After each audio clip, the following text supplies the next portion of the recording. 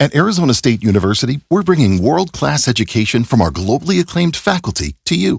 Ranked #1 in innovation for 10 consecutive years and #2 among public universities for employability, ASU isn't just ahead of the curve, it's creating new paths to success. Earn your degree from the nation's most innovative university.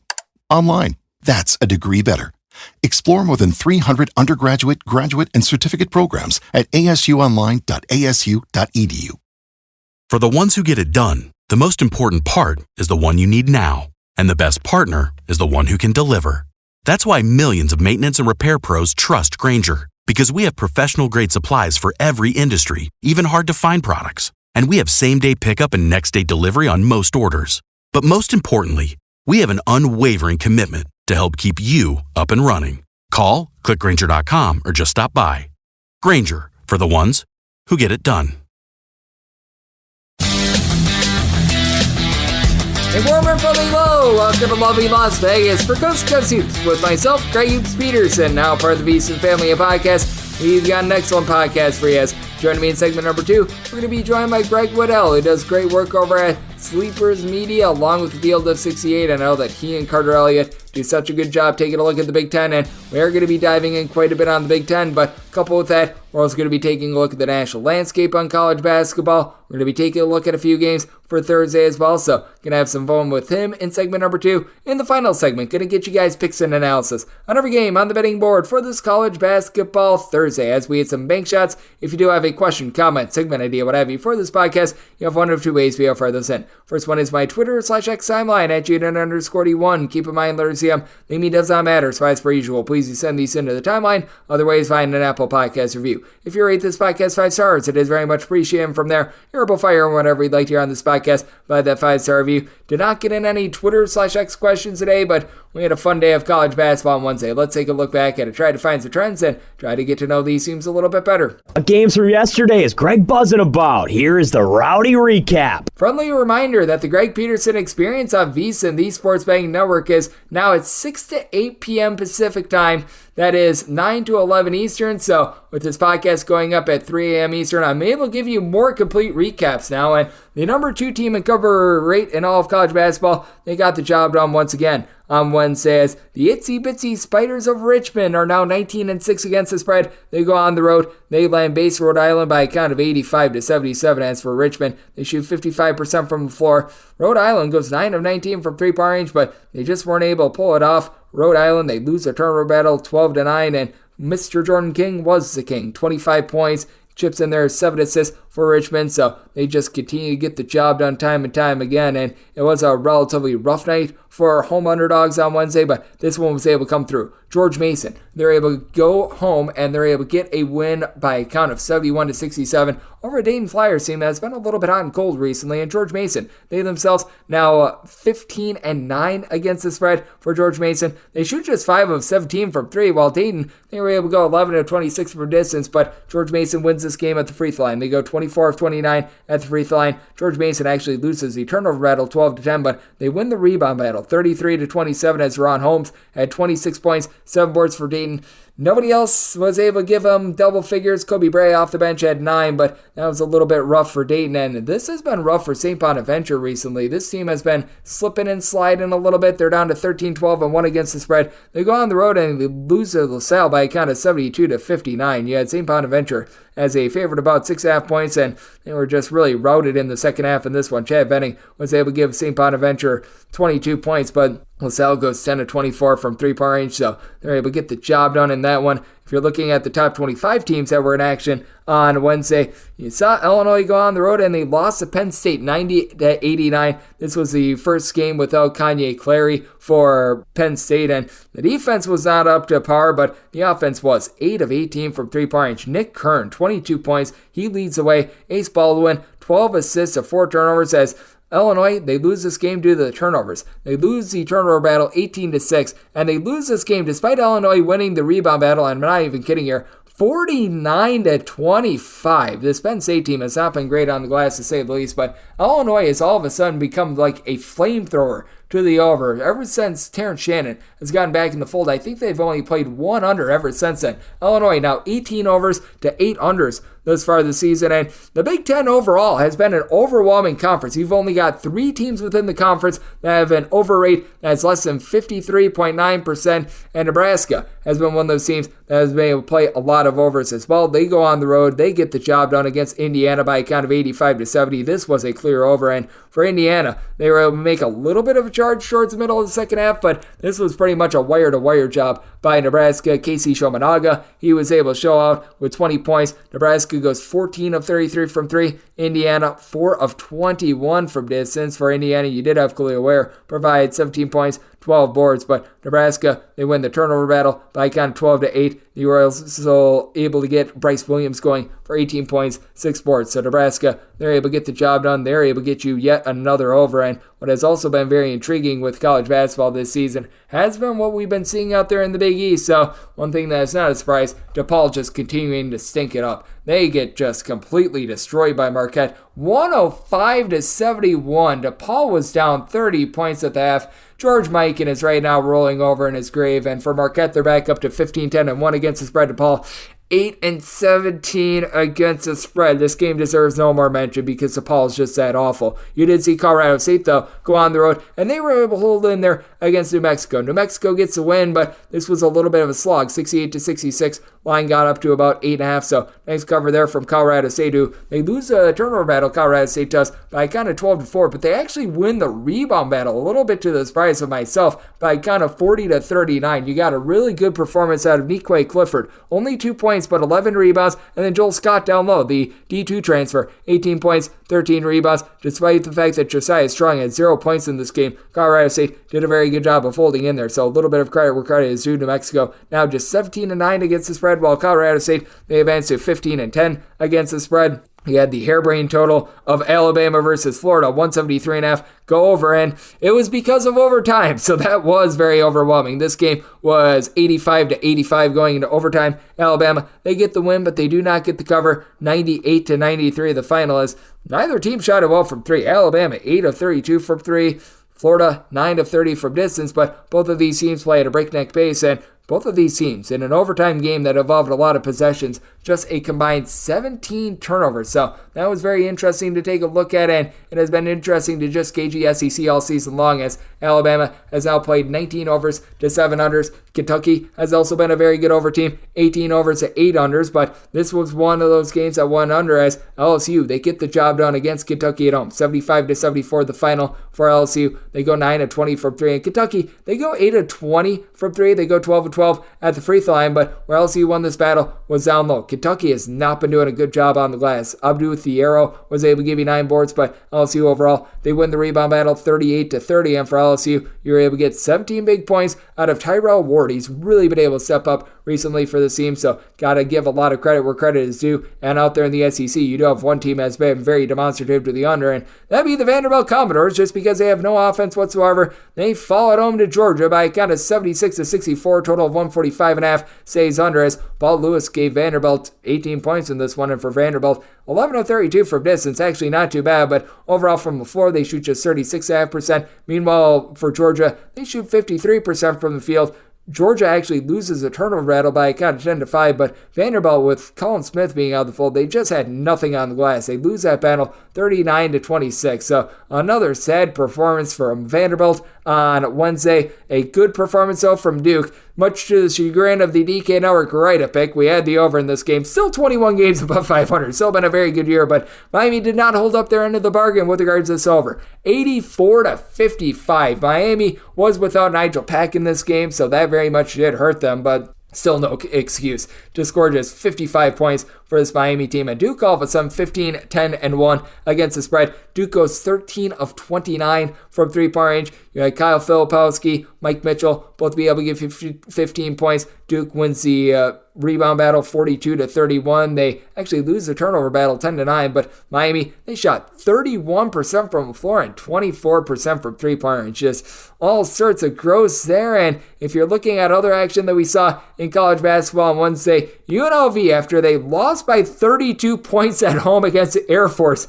towards the middle to end of January. Well, they lay it on Air Force by 29 in the return trip. 72-43 the final, as for Air Force, they go 5 of 28 from three-point range. They go just 2 of 3 at the free throw line. Air Force actually wins the turnover battle 11-8, but they lost the rebound battle, and I'm not even kidding here. 44-19. Like, good grief. UNLV just absolutely lambaste Air Force, so they were able to get their revenge there. Tulsa has been a relatively good over team recently, but this was underwhelming, and Wichita State just took it to them. 79-63 the final. Tulsa goes 2 of 20 from three-point range in this one, so that was really dooming them in that one. And for Providence, they go on the road and they get a really nice win over Xavier. This by a count of 79-75. Providence starting to fade a little bit with regards to their defense, but Devin Carter, he has really been able to do a nice job with Bryce Hopkins being out of the fold for Mr. Carter. It took him 20 shots to get those 22 points, but 22 points,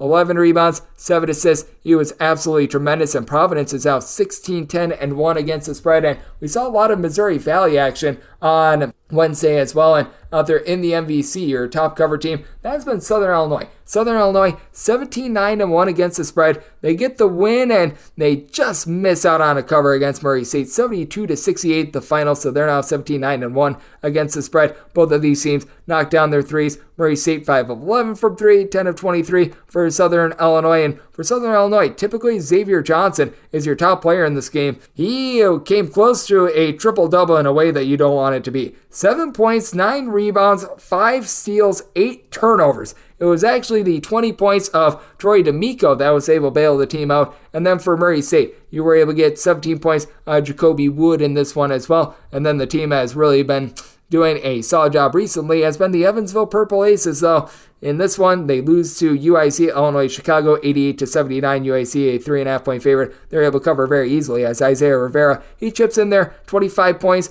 And for UIC, they go 9 of 19 from three-point range. Also for Indiana State, they're back to their winning ways. This was another under for them, but 83-64. They just completely pound Valparaiso. They were a 14.5-point favorite, and they cover this game despite the fact that it was looking very interesting with about 5 minutes remaining. It was a 13-point game, and from there, Valparaiso in the final 4:55, they scored just 2 points. So they were unable to hold up their end of the bargain. Memphis, they get their third cover at home all season long. They have been lighting your money on fire, but that said, against Charlotte, they woke up 76-52. They get the win. They're now 9-18 against the spread. And by the way, with Wichita State getting their cover on Wednesday, they're now 9-16-1 against the spread. But for Charlotte, they just couldn't get a lot to drop in this game. 6 of 11 at the free throw line, 6 of 21 from 3. And for Memphis, got a really nice performance out of Javon Quinterly. 17 points, 6 boards. You had Davy Jones only have 10 points and 5 turnovers, but guys off the bench like Jacoby Walton, they were able to step up. So that was a relatively quality win for them. And South Florida has been a really good cover team as well. As a 6.5-point favorite, unable to cover against UTSA, meet for the Roadrunners, 66-61. South Florida gets a win, but UTSA able to do a nice job holding in there. As for South Florida, they've actually been one of your best under teams in all of college basketball as well. For South Florida,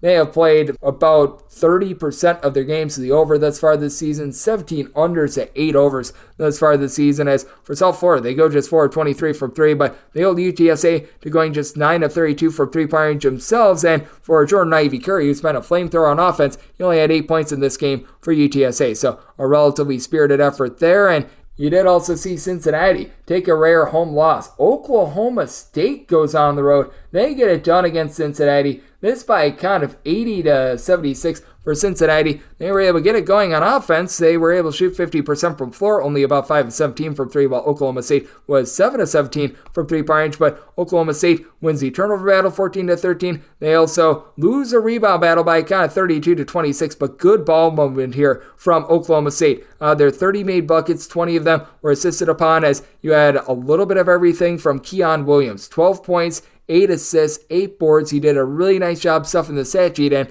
Oklahoma State, they win a nice win on the road. Meanwhile, a nice win on the road was had by Clemson as well. A Clemson bunch that had certainly been a little bit volatile. They had a double overtime loss a little bit earlier in the season against Georgia Tech, but they were able to get this one done by a count of 81-57. As for Clemson, they go 14 of 29 from 3-point range in this one. Georgia Tech, they shoot 30% from the floor, 16 of 53 from the floor. Georgia Tech made 16 field goals. Clemson made 14 threes. That's how you lose a game right there. And Clemson only 5 turnovers in this game as well. So that's been rather impressive. And Notre Dame has been covering a lot of spreads. They found themselves a very slight underdog on Wednesday. They're able to take it to Louisville as Notre Dame, they win 72-50. And for Notre Dame, 18 unders, 8 overs as far this season. As for Louisville, they were stuck in the mud. 4 of 17 from three-point range, while Notre Dame, who can't shoot to save their lives, they go 12 of 17 from three-point range, with Brendan Shrewsbury, the coach's son,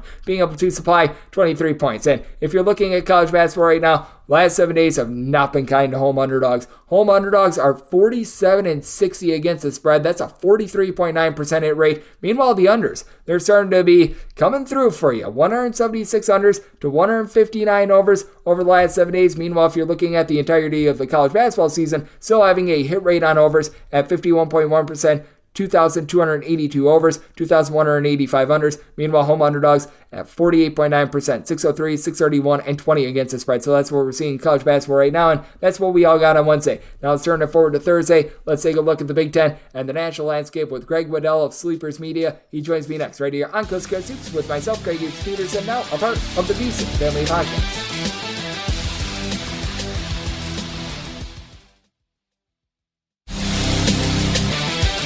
We're back here in lovely Las Vegas for Coast to Coast Hoops with myself, Greg Peterson, now part of the VSiN Family Podcast, and it is always great to be joined by this man, as Greg Waddell, he does absolutely amazing work taking a look at this wonderful game of college basketball over at Sleepers Media, along with the Field of 68 and Action Network. I know that he's looking at a little bit of everything from just a straight-up perspective, the betting perspective. He's a man out there in the great state of Michigan doing an amazing job taking a look at the Big Ten and so much more. And you're able to follow him on Twitter/X at GWizzy, the number 12. And Greg, it's great to get a fellow Greg on the show. Always appreciate it. Thank you.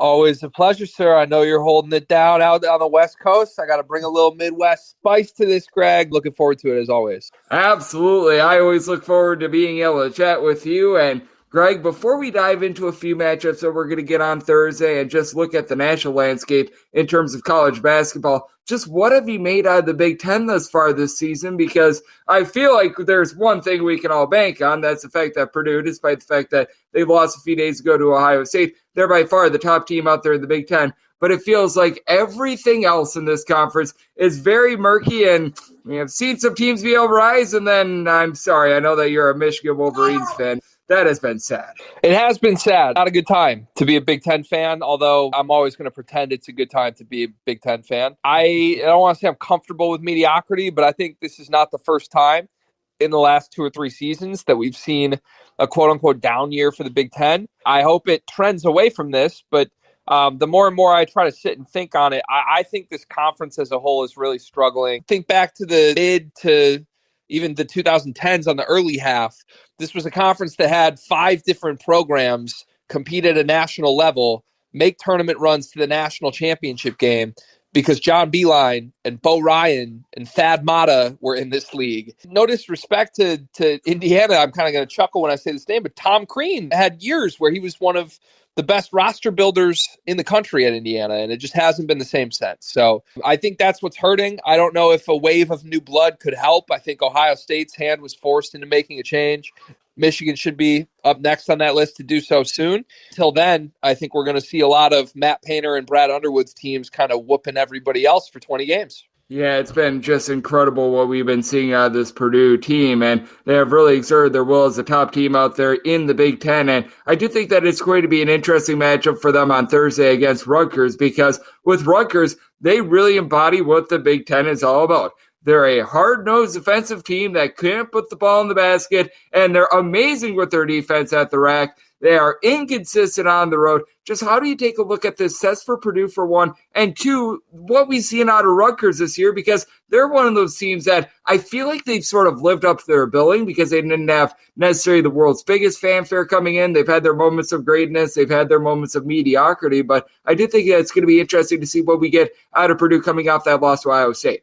Yeah, you're absolutely right. It is. I would expect we see an angry Purdue, to say the least. I mean, this is a team that still controls their own destiny, obviously, in the conference. I have speculated that, I think Purdue wants to make sure they're ready to go for March more than anything else this year. And that's not to say they don't care about the regular season, but I think a team that won the Big Ten last season, won the Big Ten tournament last season, had the flame out they did in the NCAA tournament, probably really cares about making sure that changes this year more than they do, that they run away and win the Big Ten by 3 or 4 games. With that said, if they want to win the Big Ten comfortably, they can't lose another game. Illinois is right on their heels. It would be rare to see Purdue sort of no-show twice in a row. They did have a stretch at the end of last season where I believe they lost 4 of 6 games in February, which, Big Ten was not the strongest last year either. 2 of those games came to their rival, but this is going to be a good sign of whether or not the Ohio State game was a one-off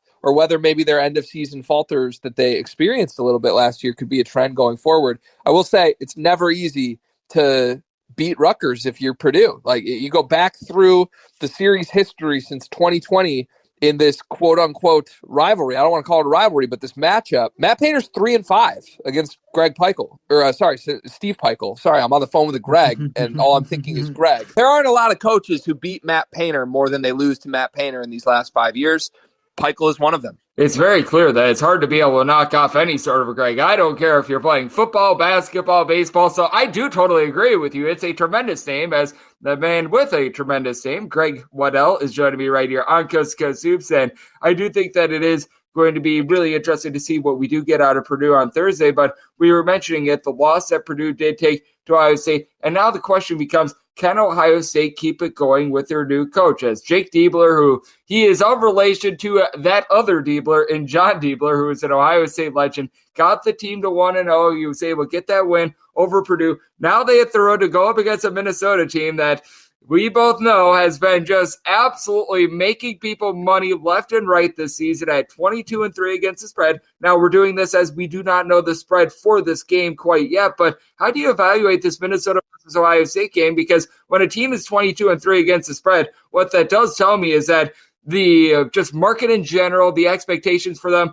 they have exceeded every single one of them. And then you've got an Ohio State team that they now get their boost from an interim coach being in the fold. And let's call it what it is. Ohio State is not dead for an NCAA tournament bid. No, they're not. But I think they would honestly need to win out or win 4 of their last 5 down the stretch, which could happen. I mean, the Big Ten is so wide open that it won't shock me if any team gets hot at the right time and does that. Look, I was on the wrong side of Purdue, Ohio State. I did not think the idea that you fire Chris Holtmann and suddenly you're a good basketball team would come to fruition. That's no disrespect to anybody in that locker room. That's no disrespect to Jake Diebler. I think, if anything, it's respect for Chris Holtmann. I don't think he's a horrible coach. I think he clearly was not the right fit at Ohio State, and he deserved his fate. But I don't doubt for a second that Chris Holtmann can coach basketball. Just something was wrong with this group of guys and him at the helm. Now, Jake Diebler did some really nice things in the win over Purdue. This is not to say his scheme wasn't good.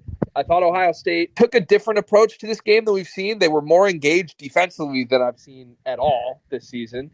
And it produced the 4th best three-point shooting team in the country. To hold them to 3 made three-pointers as a team, 9 attempts in that game. Some of that was Purdue self-enforced, but Ohio State did a really good job defending. I'll be keeping my eye on that. If they can limit Minnesota's attempts from 3, I do think they'll have a chance to win this game, but I'd be lying if I didn't say my gut tells me I'm on the Gophers here. If a good thing is good, if it ain't broke, don't fix it, right? That's Minnesota this year. They've been undervalued by Vegas since the season began. I've been riding it for about a month at this point. I think this is a very good basketball team. To your original point with Ohio State, if there's a team in the conference down the stretch here that I think actually can work their way into bubble consideration, I think it could be Minnesota down the stretch. If they go 5-1, get themselves 21-10 entering the Big Ten tournament, they'll have a real shot. Yeah, with Minnesota, it's been an absolutely tremendous season for them. Like I said, 22-3 against the spread. If you did nothing but bet $100 on the spread for every Minnesota game, you're up $1,570 as long as you're getting the minus 110 every single game. So, I mean, my goodness, they have been a bankroll builder thus far this season. And I do have to ask you about another team as well in the Big Ten before we go a little bit more national. And that's a team that, as we are recording this, we're unsure of how they did Tuesday night against Maryland. But this Wisconsin team has just completely went down the toilet bowl. And not going to lie to you and say that I thought that this Wisconsin team was going to be able to maintain their 16-4 start, but what do you make out of this Wisconsin bunch that here in the month of February started out pretty much 1-5 straight up, and ever since a really good start to the season, it's just completely fallen off the map and frankly has really hurt the Big Ten the last few weeks. Yeah, they have NIT DNA. That's what I like to call it with this group. And I know that sounds incredibly disrespectful. That's because it is pretty disrespectful. I do not believe in this roster. And I believe in AJ Storr. He was a great addition. Don't get me wrong. He's going to get all Big Ten honors. He deserves all Big Ten honors. But the issue with the AJ Storr ad being the big new thing in the room for Greg Gard to work with is that AJ Storr cannibalized one of their best players already. That was Connor Essegian, and Storr is better than Connor Essegian. So for that reason, Wisconsin is better than they were last season. But when you take a team that underachieved, was not a threat to be taken seriously in last year's very weak Big Ten, you return everybody and you just upgrade the best perimeter weapon with a better perimeter weapon, that doesn't change the foundation of the team whatsoever. And give them credit that they got off to a good start. They had some good results in non-conference. That win over Marquette at the Kohl Center is going to hold up really well. They swept Michigan State. I think the jury's still out on how impressive that actually is. But am I surprised that they're sliding late in the season? To be honest with you, I'm not. I don't think this team has the upper level talent to compete with bona fide NCAA tournament teams. The reality is there aren't many of them in this conference. I think we're seeing who Wisconsin really is, where obviously we don't know the result of the Maryland game. Coming into the Maryland game, they've covered once in their last 10 games. They're still extremely overpriced, according to the odds makers, in my opinion. And we'll see if that carries itself out over the rest of the season. Yep, we shall see if that carries out, as, man, it has not been great for this Wisconsin team, to say the least. And, hey, we remember Wisconsin in the NIT last season, not scoring for the final 9 minutes of the game. I still thought that was one of the most fitting ends to a season all year long from last season. That's Greg Waddell, who does great work over at the Field of 68, is joining me right here on Coast to Coast Hoops. And Greg, as we know, this college basketball landscape, it is wild. It is crazy right now. We mentioned it in the Big Ten. There's that clear team in Purdue that has been able to rise up to the top. But when you take a look at the national landscape, are there a few teams that are standing out to you, whether it be a few teams that maybe you feel like they're getting a little bit overvalued, or perhaps there's a few teams that you take a look at and you're wondering why they're not getting more love than they are currently getting? Yeah, I'm going to give you one that I think is undervalued that maybe nationally people are starting to come around on. However, they lost. I'm on the Iowa State Cyclones. I love this team. Top 5 defense in the country. In my opinion, top 5 point guard in the country in Tamin Lipsey. Top 5 freshman in the country, Milan Momcilovic. I haven't even mentioned their leading scorer yet. That's Keshawn Gilbert, the transfer. This team has everything that you want to make a deep run in the NCAA tournament. Like, you have to be elite on one side of the ball, preferably defense. You have to have individuals who can go out and lead you to a win that are consistent scoring. They have NBA talent in Momcilovic, and they have a great floor general. And in my opinion, they have a great coach. Otzelberger, I mean, I'm ashamed to say how familiar I am with his buyout, Greg, because there's a lot of Big Ten schools who would love TJ Otzelberger to be running the show for them right now. But $17 million isn't going to find its way to my pocket, so I can do nothing about it. I think this team's great. You saw them lose to Houston. They've split with Houston now at this point in the season, and they're a game behind in the Big 12 standings. But for them to go on the road, score 4 points in the first 10 minutes of that game, be down 13 points, and get a total no-show from their star point guard, Lipsey, to still be in the game down the stretch, that feels super ominous to me. Most teams, if you lined up all of those individual elements, you would think you get blown out by 30 against the number 1 team on KenPom. That didn't happen with the Cyclones. I think they are legit, and I will not be surprised at all if they make a deep run in the NCAA tournament. Yeah, with Iowa State, I've been impressed by what I've been seeing out of this defense all season long. Got a little bit overwhelming in that second half of the game that you were mentioning against Houston, but all in all, I do think that there's a lot of upside there. And just what do you make out of the Big Ten as a whole? Because that has been another conference that I feel like they're starting to mirror the Big Ten in this one specific way. It does feel like it's just so hard to win on the road in the Big 12, and I do feel like the expanded travel with now having to travel to BYU, now having to travel to the great state of Florida. I do think that has made the home and road splits a little bit more demonstrative in the Big 12, and much like every road win is treated like gold in the Big 10, I do think that we should be doing the same in the Big 12. Yeah, 100%. I think it's hard to win on the road, period. But what makes it most hard in the Big 12 is that there are no cupcakes. West Virginia, Oklahoma State have really struggled. UCF has been very dangerous in their building, even though I don't believe that's a very good basketball team. Any other team in that conference, you're looking at 11 other teams, it's not easy. Like, going into Cincinnati and playing Cincinnati is tough this year. Kansas State at Kansas State. God forbid you get into an overtime game. Oklahoma has been very good. I know that Kansas just got the big road win against the Sooners, but that's not an easy place to win. I think the Big 12 just has so much depth as a conference in a way that the SEC, who's the other best conference to me, does not have. I think you can draw a line midway through the SEC, and there's good on one side, there's bad on the other. There's just so many teams that would warrant an NCAA tournament spot if they were plucked out and thrown in the Big 10 or the Pac-12 or even the Big East, to be honest with you. And for that reason, I think it probably is toughest in the Big 12. It's why you're seeing some of these crazy home and road splits, because the environments are crazy, and most importantly, the teams are just good.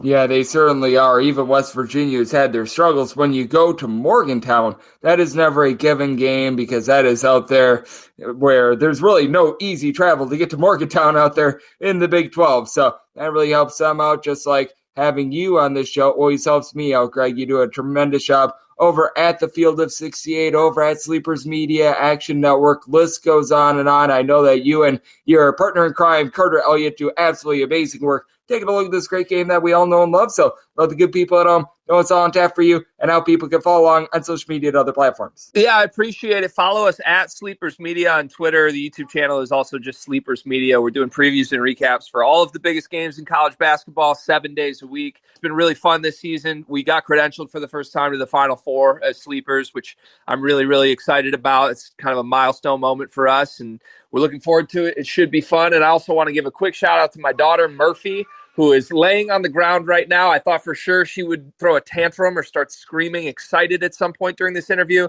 Greg, she crushed it. It's like she just stood in the corner waiting for me to kick to her. I finally kicked to her. She knocked down the open three, and we just won the game. I'm really excited for her. Absolutely, and people might notice this in the first minute or two when we were talking about Michigan. Right when you brought up Michigan, she started crying. So an A-plus job from the littlest in the Waddell family, learning very well from the master of Greg. He does such good work. Taking a look at this great game of college basketball, and as we can tell, a tremendous father teaching them very, very young and very, very well. A big thanks to Greg for joining me right here on Coast to Coast Hoops, now part of the Beast Family Podcast. And coming up next, it is that time in the podcast to give you picks and analysis on every game on the betting board for this college basketball Thursday as we read some big stuff.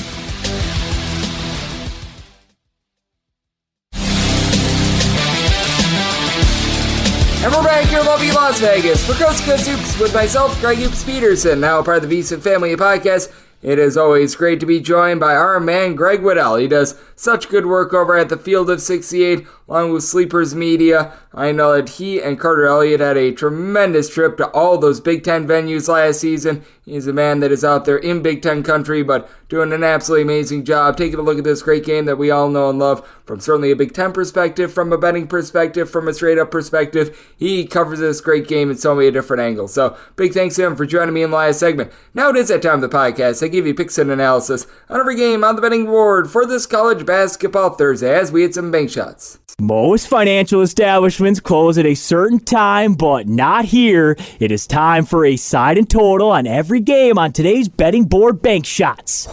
Do note that as per usual, any changes that are made to these plays will be listed up on my Twitter/X feed at GNet_D1. We're going to be going in Las Vegas rotation order. This means that all the bigger conference games, those are going to be at the top. And then the smaller conferences, that would be the Patriot League, the Atlantic Sun. If we have any Southland, Big South games, the America East, the Northeast Conference, those are going to be the conferences. They're at the bottom. I would say Independence, but I believe Chicago State season is now done. So let's get things started with 7:35, 7:36 on the betting board. Stony Brook is going to be playing us in North Carolina A&T. And A&T is an underdog of 13.5 to 14.5 points. Total on this game, it is 138.5. It's on my total 138. I'm going to be looking at the under with North Carolina A&T. This bunch has just not been able to put up points ever since the injury to their top scorer, Landon Glasper. Glasper this season has been able to log 21 points, 4 boards per contest, but he's been missing for the last 6 or so games, and ever since he has been out of the fold, this North Carolina A&T team, since the beginning of the month of February, they have not broken the 65-point plateau. I just flat out don't think that they're going to be able to do their part with this total, and they go because it's a Stony Brook team that is relatively slow and controlled themselves. Stony Brook outside the top 200 with regards to total possessions of game,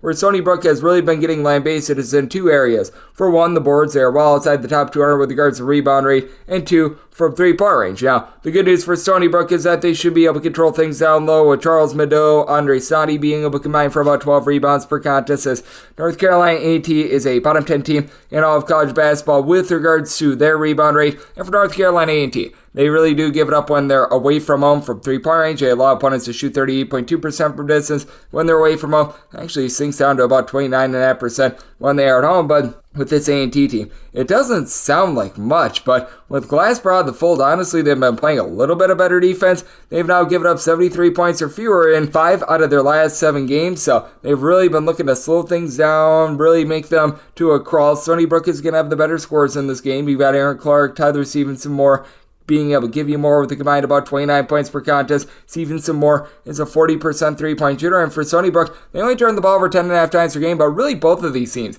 do a solid job of taking care of the ball. A&T has only turned the ball over about 9.5 times per contest. They're actually a top 15 team in terms of fewest turnovers on a per possession basis. Problem is they shoot 39.5% from the floor, 29% from 3. I do like the 4.3 assists per contest you get out of Cayman Shell, but Pat said you really don't have anyone helping him on the backcourt with Glasper being out of the fold, and you've only got one guy on the roster that gives you north of 4 rebounds per game. That'd be Jason Murphy with about 6.5 points, 6.3 rebounds per contest. I do think that North Carolina A&T is going to make things rather grody, rather sloppy. It has been a Stony Brook team has been all over the place with regards to their offense. Last 5 games, they have scored 59, 79, 77, 93, and 61 points, but I just think that with A&T not having Glasper out there, that's going to bode very badly for the offense, but I do think that their defense steps up. Dean Knoll has only been able to give Stony Brook right around 10 points per contest for a team that isn't super duper up tempo, so I did set my line at 14. Between a 13.5 and a 14.5, I'd rather take 14.5 just because I do think that this is a low scoring slog, so I might total 138 looking at the under, and we'll take 14.5 or more with A&T. 737, 738 on the betting board. UNC Wilmington, it's a road face off against William & Mary.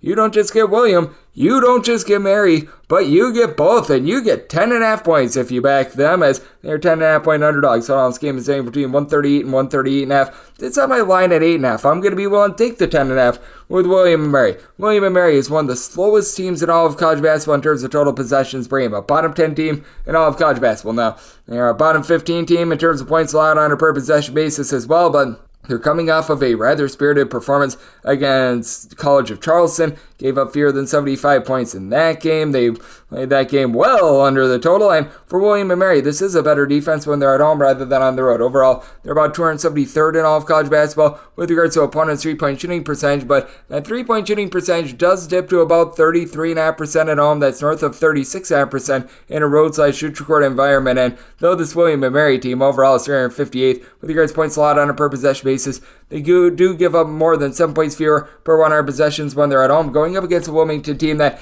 has been quite efficient with their offense. They only turn the ball over about 9 times per contest. They're a top 10 team in terms of fewest turnovers on a per possession basis, and this offense has really been able to get it rocking and rolling with Tarzarian White shooting just below 40% from 3. He's been able to supply the team with 20 plus points per contest. Very strange that he was out of the fold for a game last week, but he was able to come back. He should be all good to go in this one, so I don't think that there's going to be a lot of concern, but you do have to be a little bit concerned about the way that this UNC Wilmington team does hit the road with regards to their offense, because overall this season they are clocking in 35th in the country in terms of points scored on a per possession basis. They do see a fall off of about 4.8 points fewer per 100 possessions when they leave home, and they do leave themselves very vulnerable to giving up the 3 ball as well. Wilmington, 280th in the country in terms of opponents' 3-point shooting percentage, and not like William & Mary is like some 40% 3-point shooting team or anything like that, but Glenn Dorsey shoots 36.5% from distance. You've also got Charlie Williams shooting 36.6% from 3-point range as well. Williams has been dealing with a little bit of an injury. He's able to supply you with about 7.5 points per contest.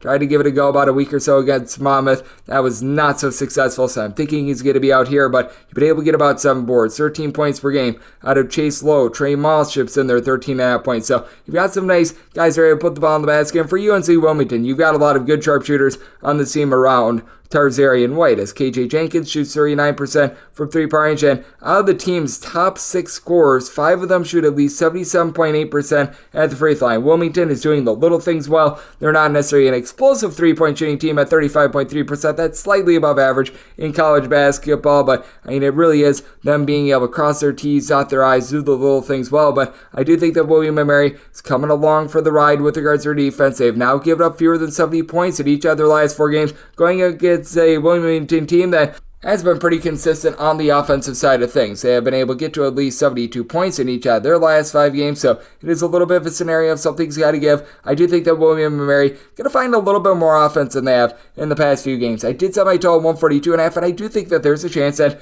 this game is going to be close enough for late game felling. William & Mary, a little bit cheeky from three-point range, but going against this Wilmington team defense, I do think that they're going to be able to get a little bit of something going, so I did set my total 142.5. Looking at the over, of the Wilmington can only make them an 8.5 point favorite, so we'll take 9+ here with old William & Mary. 739, 740 on the betting board. Liberty hits road face-off against Florida International. Florida International is a underdog at home of 9 points. So on this game, between 140.5 and 141.5.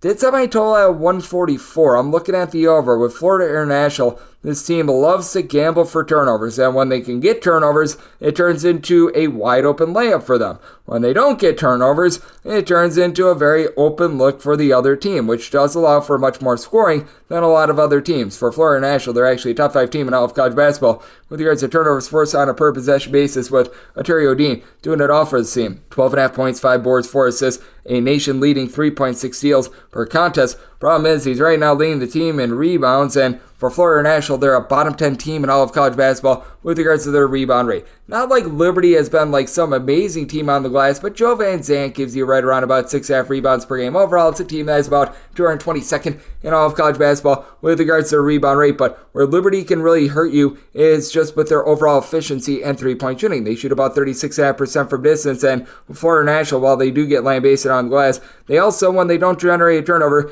get line-based from distance as well. 362nd out of 362 D1 teams in opponents' three-point shooting percentage. They're allowing teams to shoot north of 40% from three-point range. You've got Kyle Rohde, Caden Menethy. These 2 guys have been able to combine for about 5 assists, 27 points per contest, and they shoot between the 2 of them about 39% from three-point range. And then you're able to throw in there Brody Pebbles, who's been able to give you about 11.5 points. He shoots in the mid-30s from three-point range. Really, everyone out there on the floor for Liberty is a threat to be able to pop it from three-point range. Meanwhile, Florida International, they do have some guys that are able to light it up from three-point range as well. You've got Javante Hawkins, who's able to give you a 38% three-point shooting. He's able to supply the team with 12 points per contest. You've been able to get some relatively good production with about 7.5 points per contest out of Jaden Bruter, who's been able to come along a little bit more for this team. He's been a little bit of a hot and gold sort of guy, but 8+ points in 3 of the team's last 5 games. He's starting to give you a little bit more rebounding, so Brewer could be able to give you a little bit of a spark moving forward as well. And for Florida National,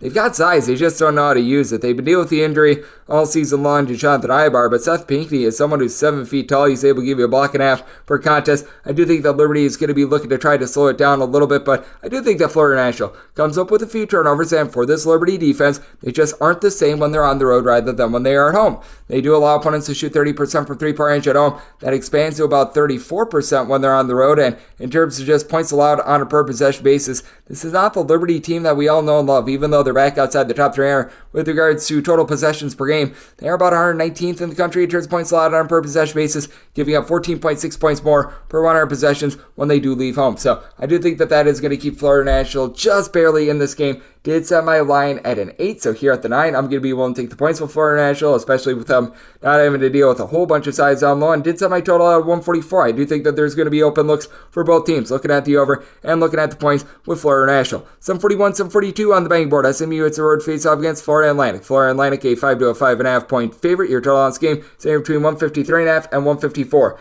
I did set Florida Atlantic as a favorite of 6 points. I'm going to be willing to lay the number. SMU overall this season has been a top 25 team in terms terms of points allowed on a per possession basis, but I do fear that this team might be starting to play a little bit too fast for their own good, and with this SMU team, you do have to question how they're going to be able to handle Vladislav Golden. Vladislav Golden has been able to do a tremendous job down low for this Florida Atlantic team, giving you north of 12 points, 6.5 boards, block and a half per contest. For SMU, it really is a whole greater than the sum of its parts approach with regards to rebounding, with Samuel Williamson being your main rebounder with about 6.5 rebounds per game, but just pretty much everyone mixing and matching. SMU about 26th in all of college basketball with regards to rebound rate, and they should have a little bit of a leg up over Florida Atlantic, but Florida Atlantic about 55th in the country with this regard. And with Florida Atlantic, the defense is not the same as it was a season ago. The big reason why Florida Atlantic was able to make the Final Four last season is that they were a top 40 team in the country in terms of both points scored and points allowed on a per possession basis, but they have been remarkably better with their defense when they've been at home. At home,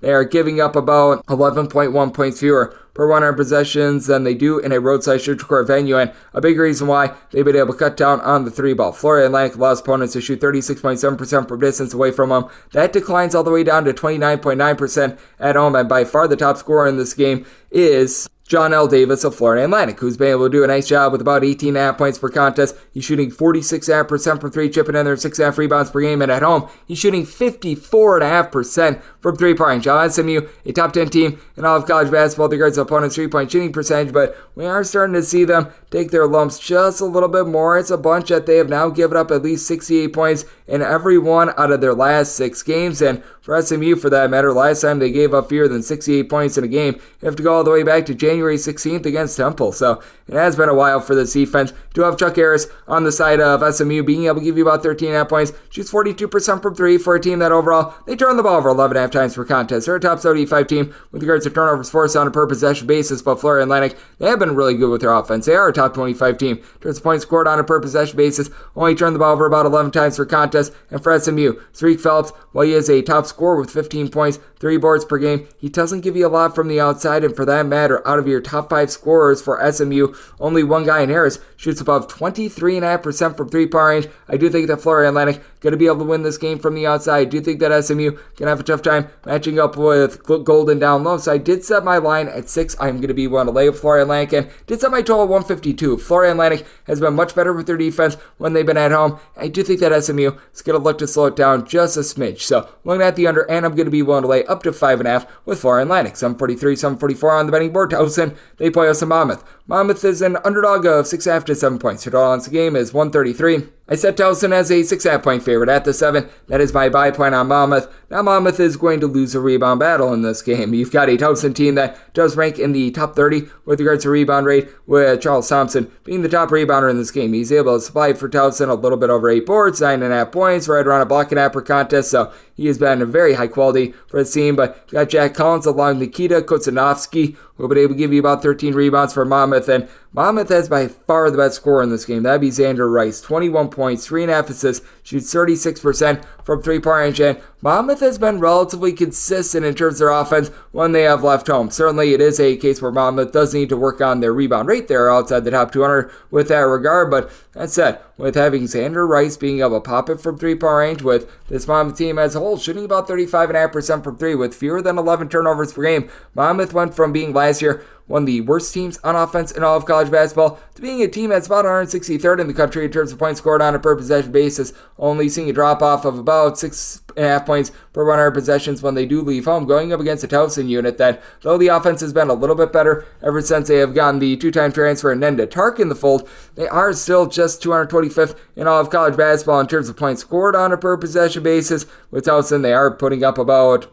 16 points more per 100 possessions at home rather than in a roadside neutral court venue, and Charles May has been able to make it May Day. He's been able to give you about 11.5 points per contest, shoots 37% from three, while Tark chips in there 2.5 assists, 1.5 steals per contest. But with Towson, I just don't know if they're going to have enough scoring to be able to get it done in this spot. It is a Monmouth team that is going to give up a few looks from three-point range. Monmouth is allowing teams from three-point range to shoot about 33.9%, but it really doesn't balloon when they're on the road. This Towson unit, they've been pretty locked down in terms of guarding the arc, though. At home, they allow opponents to shoot about 34% from three compared to 31.6% in a roadside neutral court venue. And for Monmouth, this team has been able to do a solid job locking down with defense of their own. 65 points of fear surrendered in 2 of their last 4 games. Meanwhile, it's a Towson unit that they have exceeded the 62-point plateau in just 1 out of their last 5 games. So I just don't think the Towson does their part to be able to cover the spread. I'm willing to take the 7 here with Monmouth, and I did set my total at a 132.5. I do think that this is going to be a little bit of a slog of a game. Set my total at 132.5, so here at the 133, diving under, going to be willing to take 7+ here with Monmouth as well. 745, 746 on the betting board.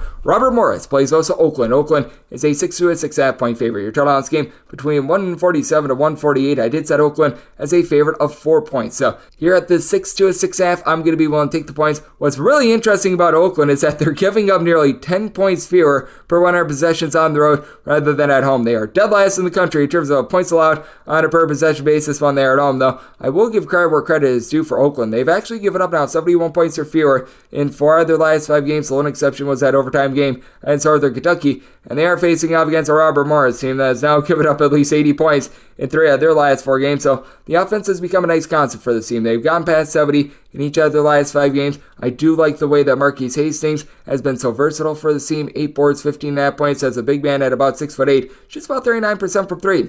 All in all, it is a Robert Morris team that is only shooting about 33.5% from distance, but you can tell that there's been some quantum leaps forward made with this team, though Robert Morris, they themselves are going to give up their open looks, 232nd in all of college basketball with regards to three-point shooting defense. Meanwhile, it is an Oakland unit that they are about 241st in the country with regards to opponents' three-point shooting percentage. Really doesn't rise too much when they're on the road rather than at home. It's right in that neighborhood, about 44.5% in both venues. But for Robert Morris, the squad has been able to do quite a bit of a better job on offense, scoring more than 10 points more per 100 possessions at home rather than in a roadside shoot score venue. And for Robert Morris, they are 322nd in the country in terms of points allowed on a per possession basis, but they are giving up about 8.7 points fewer per 100 possessions at home rather than in a roadside shoot score venue. And with Stephon Walker being able to do a nice job with about 6.5 to 7 rebounds per game down low, I do think that they're going to do a solid job against Towson, who for Oakland has been able to supply 16.5 points, 7 boards, 37.5% three-point shooting. You've been able to have Blake Lampman also be able to supply the team with double figures. He shoots from three-point range about 38% from the outside, but I do think that for Oakland, they're going to have a little bit of a tough time against a Robert Morris team that does feel like they're starting to find their sea legs on offense. Set my line at 4, so I'm going to be willing to take the 6.5 here with Robert Morris. I did set my total 148. Oakland has been shaky with their defense all season long, along with Robert Morris. So we'll at the over and the points with old Robert Morris. 747, 748 on the betting board. Purdue plays us for Rutgers. Rutgers is an underdog of 16 points. Total on this game is saying between 138.5 and 139. I did set my line at 16 as well, so going to be waiting on a little bit of line movement here. I know that I was seeing a little bit earlier, a few 16.5s, and if we can get to a 16.5, that will be my buy point on Rutgers. Rutgers has been a pretty rough team all season long in terms of the offense. They are well outside the top 275 in terms of points scored on a per possession basis, and I pointed this out when they were playing against Minnesota over the weekend, but they just have not been the same defense when they've been away from home. This Rutgers team is a top 15 team overall in terms of points allowed on a per possession basis, but when they leave home, they do give up north of 18 points more per 100 possessions than they do at home. And now you have to face off against a top 10 team with regards to points scored on a per possession basis in Purdue. Now, they do have experience playing against Purdue. They just did so a few weeks ago, and they were able to do a solid job holding up in that game, as at the rack, Rutgers was able to get the cover in that game by kind of 68-60, but I don't think that they're going to be so fortunate having to go to West Lafayette. And we'll say Rutgers was able to win their last season. It has been a Rutgers team that has very much benefited from being able to get a few guys back in the fold. They've been able to get a little bit more out of Austin Williams recently. He's only been able to give you about 5 points per contest thus far this season, but he's been in and out of the fold. Looks like he's playing up to his standards. You've had back for the last 5 games Jeremiah Williams, the transfer from Temple, has been able to supply the team with about 13 points per contest. Not an amazing three-point shooter, but now he's able to give you about 5 boards, 4 assists per game. He's just given this team a little bit of facilitation to go along with Cliff Amarui down low, who's been able to do a solid job being able to give you about 9 rebounds, 10 points per game. But for Rutgers, in a roadside shoot score venue, they do allow opponents to rebound north of 30% of their misses. That is outside the top 225 nationally, and Giant of the Earth Zach Edey should be able to take full advantage. 23 points, 12 boards, some of those whistles they did not get at the rack the last time around. He should be able to get in this spot, and this is a Purdue team that is just an absolute flamethrower when it comes to being able to pop it from three-point range. Their top 8 scorers have made at least 1 3 this year. All but one of them are shooting at least 42% from three-point range. The lone exception is Lance Jones shooting 36.5% from distance. Braden Smith gives you 7 assists, 5.5 boards, 12.5 points per game. Now, all in all, Rutgers is not the world's worst three-point shooting defense, allowing opponents to shoot 29.5% from 3 at home, 33.5% in a roadside shoot-to-court venue. But I do think that for Purdue, they're going to do a very solid job winning that battle along the perimeter. They're allowing opponents to shoot just 30.5% from distance, but Rutgers still a top 75 team in terms of turnovers forced on a per possession basis. And I do think that Rutgers being able to be just re-bolstered in the backcourt, being able to get Williams back in the fold, I do think that that's going to help them hang in this game. So if we do get north of a 16, I'm going to be willing to take those points. And I did set my total at 142. It is a Rutgers team that they give up many more points when they are away from home rather than when they are at home. But this is also a Purdue team that has really been able to launch their offense 75 plus points in 4 of their last 5 games. So here at the 138.5, 139, looking at the over, and anything north of 16, going to be willing to take the points with Rutgers. 749, 750 on the betting board. Hampton, they hit the road to facing up against Campbell. Campbell is a 7.5 to an 8-point favorite, and your total on this game, it is 149.5. With Campbell, I could only make them a favorite of 4.5 points, so I'm going to be willing to take the points with Hampton. This Campbell team is just a little bit too reliant upon Anthony De La Rosa,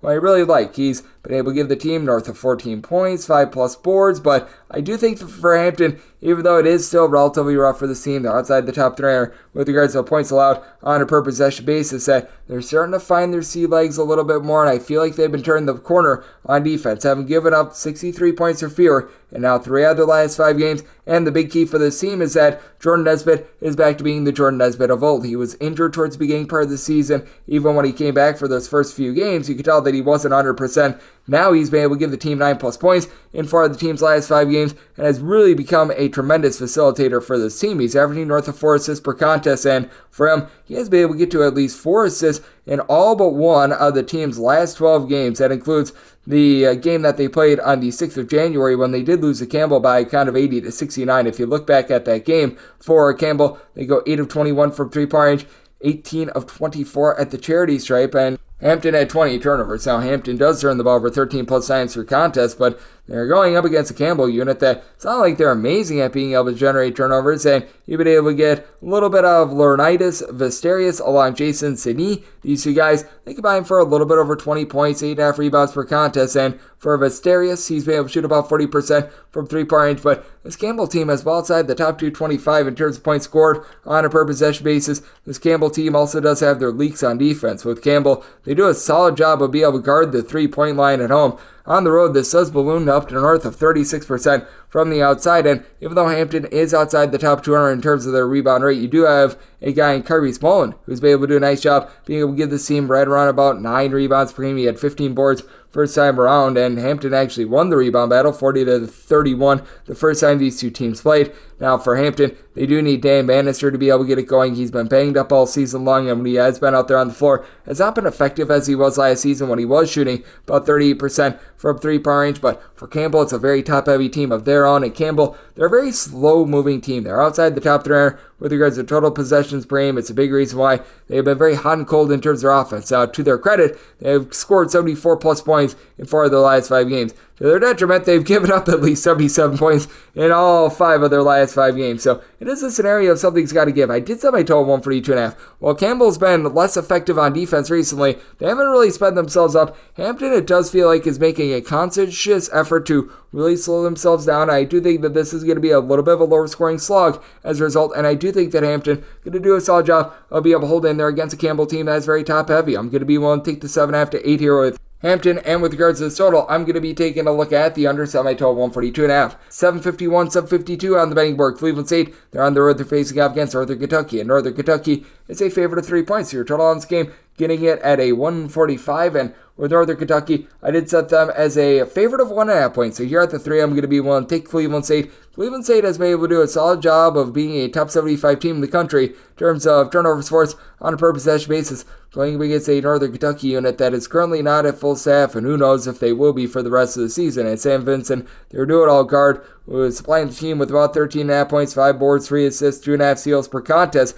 He has been out of the fold for about half the season, which means that Marquise Warwick has had to become Mr. Do-It-All. He's been able to supply the team with 19 points, 2.5 assists, and he is able to shoot north of 80% at the free throw line, just about 28.5% from three-point range at home, though. And for Northern Kentucky, they are well outside the top 225 in terms of their rebound rate. You've got Trey Robinson, who's been able to give you about 6.5 rebounds per game. Nobody else on the roster, though, gives you north of 5.2 rebounds per game. Meanwhile, for Cleveland State, they're also about 235th in the country with regards to their rebound rate, but Tristan Enaruna has been by far their top guy with about 6.5 boards, 3 assists, 1.3 steals, able to average about 19.5 points per game, while Drew Lauder, Tate Williams, they've been able to make some noise, combining for about 24.5 points per contest, while Lauder shoots 35.5% from three-point range. It's also a Cleveland State team that has been able to do quite a good job with regards to the turnover battle as well. You've got a bunch that they generate about 8.5 steals per game, and Northern Kentucky, in their own right, they're a top 30 team in terms of turnovers forced on a per possession basis, but with this Cleveland State team having such good balance out of their top 6 scorers, 5 of them do generate at least a steal per contest, with being able to have so many guys that are able to shoot in the mid-30s from three-point, shooting about 35.5% from distance as a collective, and taking better care of the ball. I do think the Cleveland State going to be able to go out there, and they're going to be able to hold within this game. I do think the Northern Kentucky just barely edges this one out, but buyer beware on both of these teams. They've both been rough at the free throw line. Cleveland State shooting about 67% as a collective at the charity stripe. Northern Kentucky more than they neighborhood, about 70%. So I did set my line at 1.5. Going to be willing to take the 3 here with Cleveland State, and I did set my total at a 143.5. I do think that the turnovers at both of these teams being well outside the top 150 in terms of turnovers per game, I do think that is going to cause for a little bit of a slog in this one. Going to be looking at the under and the 3 here with Cleveland State. 753, 754 on the betting board. Drexel is the road face-off against Hofstra. The Pride of Hofstra are a favorite of 2.5 points. So on this game between 134.5 and 135 with Hofstra, I did set them as a favorite of 2 points. 2.5 is my buy point on Drexel. Very interesting.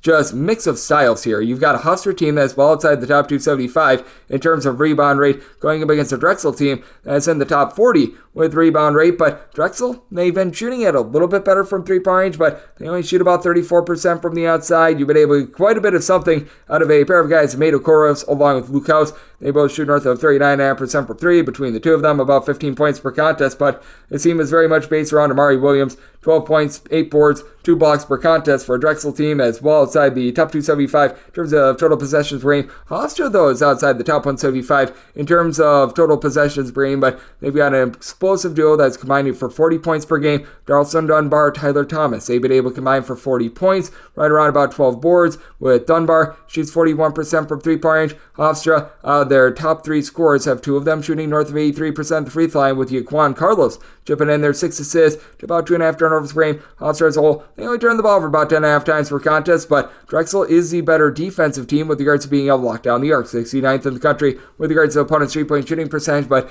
that does balloon up to about 34.8% in a road or neutral court environment. Meanwhile, Hofstra at home, they're allowing opponents to shoot a little bit north of 35% from three-point range. Both of these teams relatively solid at being able to take care of the ball. You've got Justin Moore, no relation to that of the one on Villanova, who for Drexel has been able to give you about 3.5 assists to 2.5 turnovers per game, but Drexel, they've been all over the place in terms of their offense. They've actually scored now 70-plus points in each of their last 3 games, but feels like they get past 70-plus for like 4 straight games, and then for 5 games they can't get past 65, and then they're getting past 70 once again. Meanwhile, this Hofstra team, they have been delivering the fastball very much recently. They have gotten to at least 77 points in each of their last 3 games, but the defense has actually been very much there for this Hofstra bunch. They have now given up fewer than 63 points in 4 of their last 5 games. The lone exception is when these 2 teams played last, and that was about a week ago. That was a 79-77 game where Drexel shot 8 of 15 from three-point range to be able to win that game. They won the rebound battle 27-22. I do think that Drexel wins the rebound battle once again. I don't think that they're going to be that smoldering from three-point range. That allows Hofstra to be able to get a little bit of revenge, but just with the rebounding of Drexel and the improved offense, I do think that this turns into a little bit more of a nip-and-tuck game. I do think that this is a low-possession game where teams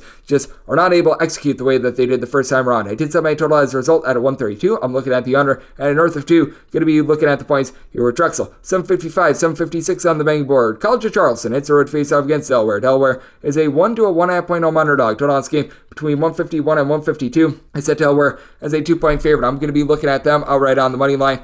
Charleston has really become a much more efficient offense, but they're coming off of a 65-point clunker against William & Mary. They were able to win that game outright, but that was a little bit of a sloppy affair, and Charleston, they're a pretty solid rebounding team. They're about 56th in all of college basketball with regards to the rebound rate. Delaware, they're more around 153rd, as Charleston, they take the wholesale approach. They've got pretty much 9 different guys that are very interchangeable, and they all sort of take hockey-style line shifts with regards to their just setup. You've got Ante Brozovic along with Ben Burnham, who've been able to combine for about 25 points in the neighborhood of about 12 boards, with Burnham along with Rain Smith, both shooting 36.5% from 3. But Charleston, they've been very efficient. They only turn the ball over 10 times per contest, top 75 team in terms of points scored on a per possession basis, but they are shooting just 32.5% from the outside, and you have to go up against a Delaware team that they've been pretty efficient with their offense as well. Jair Davis, he's the best overall scorer in this game with 18 points, 7.5 boards, 2.5 assists. Doesn't shoot it well from 3, but that's why you've got Calvin Riley, Joe Drumgoole, who've been able to combine for just under 39% 3-point shooting, 23.5 points per contest. Between these two, Delaware only turns the ball over 10.5 times per game, and Christian Ray has been a ray of sunshine. He's given the team about 8 boards. He's able to chip in there about 10 points per contest, and while Delaware isn't quite as efficient as this Charleston team is with regards to their offense, they are about 116th in all of college basketball in terms of points scored on a per possession basis. And very interestingly, Charleston is actually averaging more points per possession when they leave home rather than when they are at home, so that has been very much something to dive into. Meanwhile, if you look at the defensive side of things, Charleston last season was actually a top 50 team in terms of points allowed on a per possession basis. This year, Delaware is by far the better defense. So Delaware, I will say, they're actually giving up a point more per 100 possessions at home rather than in a roadside shoot score venue, make it 2 points more per 100 possessions at home. But Charleston, they're now about 196th in the country in terms of points allowed on a per possession basis. The turnovers that they were able to generate last season, they just aren't there. And then throwing in there someone that is very versatile in Jelon Trent, doesn't necessarily pop it from 3, but gives you about 8 points, 3.5 boards, 3.5 assists. I think that that's just enough for Delaware to be able to match the interchangeable parts of Charleston. It's a Delaware team that's been able to bear down with their defense, giving up 62 points or fewer in 3 of their last 4 games. And to the credit of Charleston, they have now given up 73 or fewer in each of their last 4 games. So, interesting scenario here. I did set Delaware as a 2-point favorite. I'm going to be looking at them on the money line. I did set my total 152. These are 2 very efficient offenses. I do think that Charleston is going to be getting this game going up and down, top 80 team with regards to total possessions per game. So, here at the 151, looking over and looking at Delaware on the money line. 757, 758 on the betting board. Old Dominion plays those to Appalachian State. Appalachian State, an 8.5 to a 9-point favorite. Total between 141.5 and 142.5. I made App State a 9.5-point favorite. Mostly seeing 8.5 out there. I'm going to be willing to lay it. Appalachian State has just been such a great defense all season long in terms of points allowed on a per possession basis. They're 26th in all of college basketball, but when you just take a look at the road numbers, they're a top 10 team with regards to points allowed on a per possession basis, and they go up against an Old Dominion team that's outside the top 275 in terms of points allowed on a per possession basis. They've been without their coach all season long, Jeff Jones. He's been dealing with a bunch of health issues. You wish him absolutely nothing but the best, but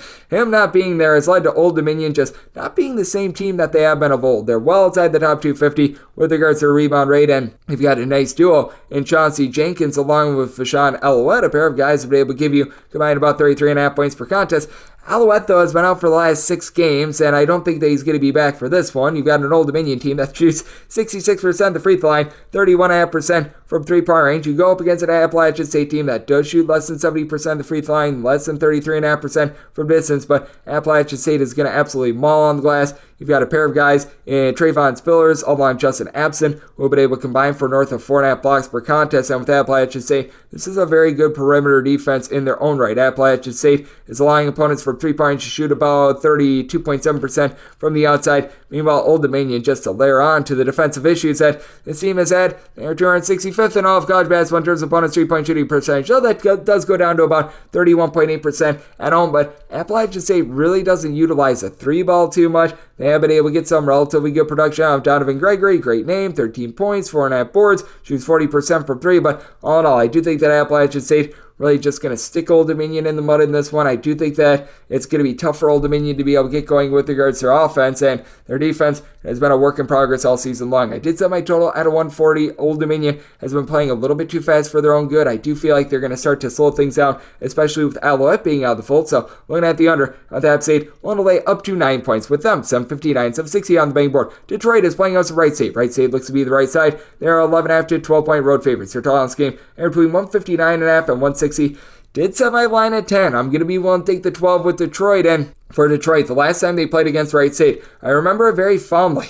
They got down like 20 points very early in that game, and then they battled their way back, and they were actually on the cusp of perhaps being able to make that comeback. They lose by kind of 92-85. In that game, you saw Detroit go 12 of 23 from 3. I'm not sure if they're able to duplicate that, but this Wright State team has been awful in terms of defense all season long. They are well outside the top 300 with regards to points allowed on a per possession basis, while they themselves are a top 80 team with regards to points scored on a per possession basis, and Wright State is going to offer you a lot of open opportunities from three-point range. They are 349th in the country with regards to opponents' three-point shooting percentage, and they've actually been a better three-point shooting defense away from home, allowing opponents to shoot 34.9% in a roadside church court venue, closer to 41.5% from three at home. But you do have Trey Calvin, Tanner Holden. These two guys, they combine for about 35.8 points per contest. Holden is able to give you about 6.5 boards, 3.5 assists. These two guys combine for a little bit over 3 steals per contest as well, while Calvin shoots over 41% from three. Wright State, they shoot as a whole about 53.5% from the floor, 37.5% from three-point range, and Detroit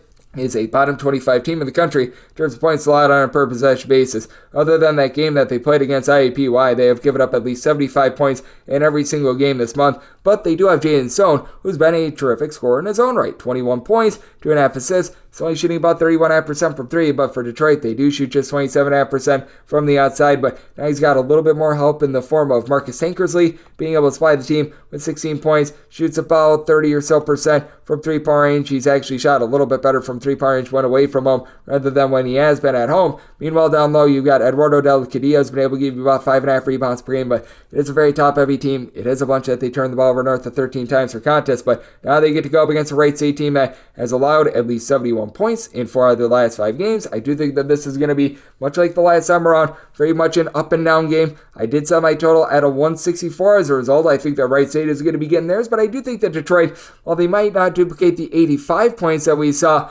a few weeks ago, I do think that they're going to be able to put up a big number against the Wright State team that's tremendous on offense and tremendously bad on defense. So a circumstance where I'm going to be taking a look at the over, and with Wright State, going to make them a 10-point road favorite. So looking at the 12 here with Detroit and the over, 761, 762 on the betting board. Elon hits the road to face off against Northeastern. Northeastern is a 7.5 to a 7-point favorite. Your total on this game are between 145.5 and 146.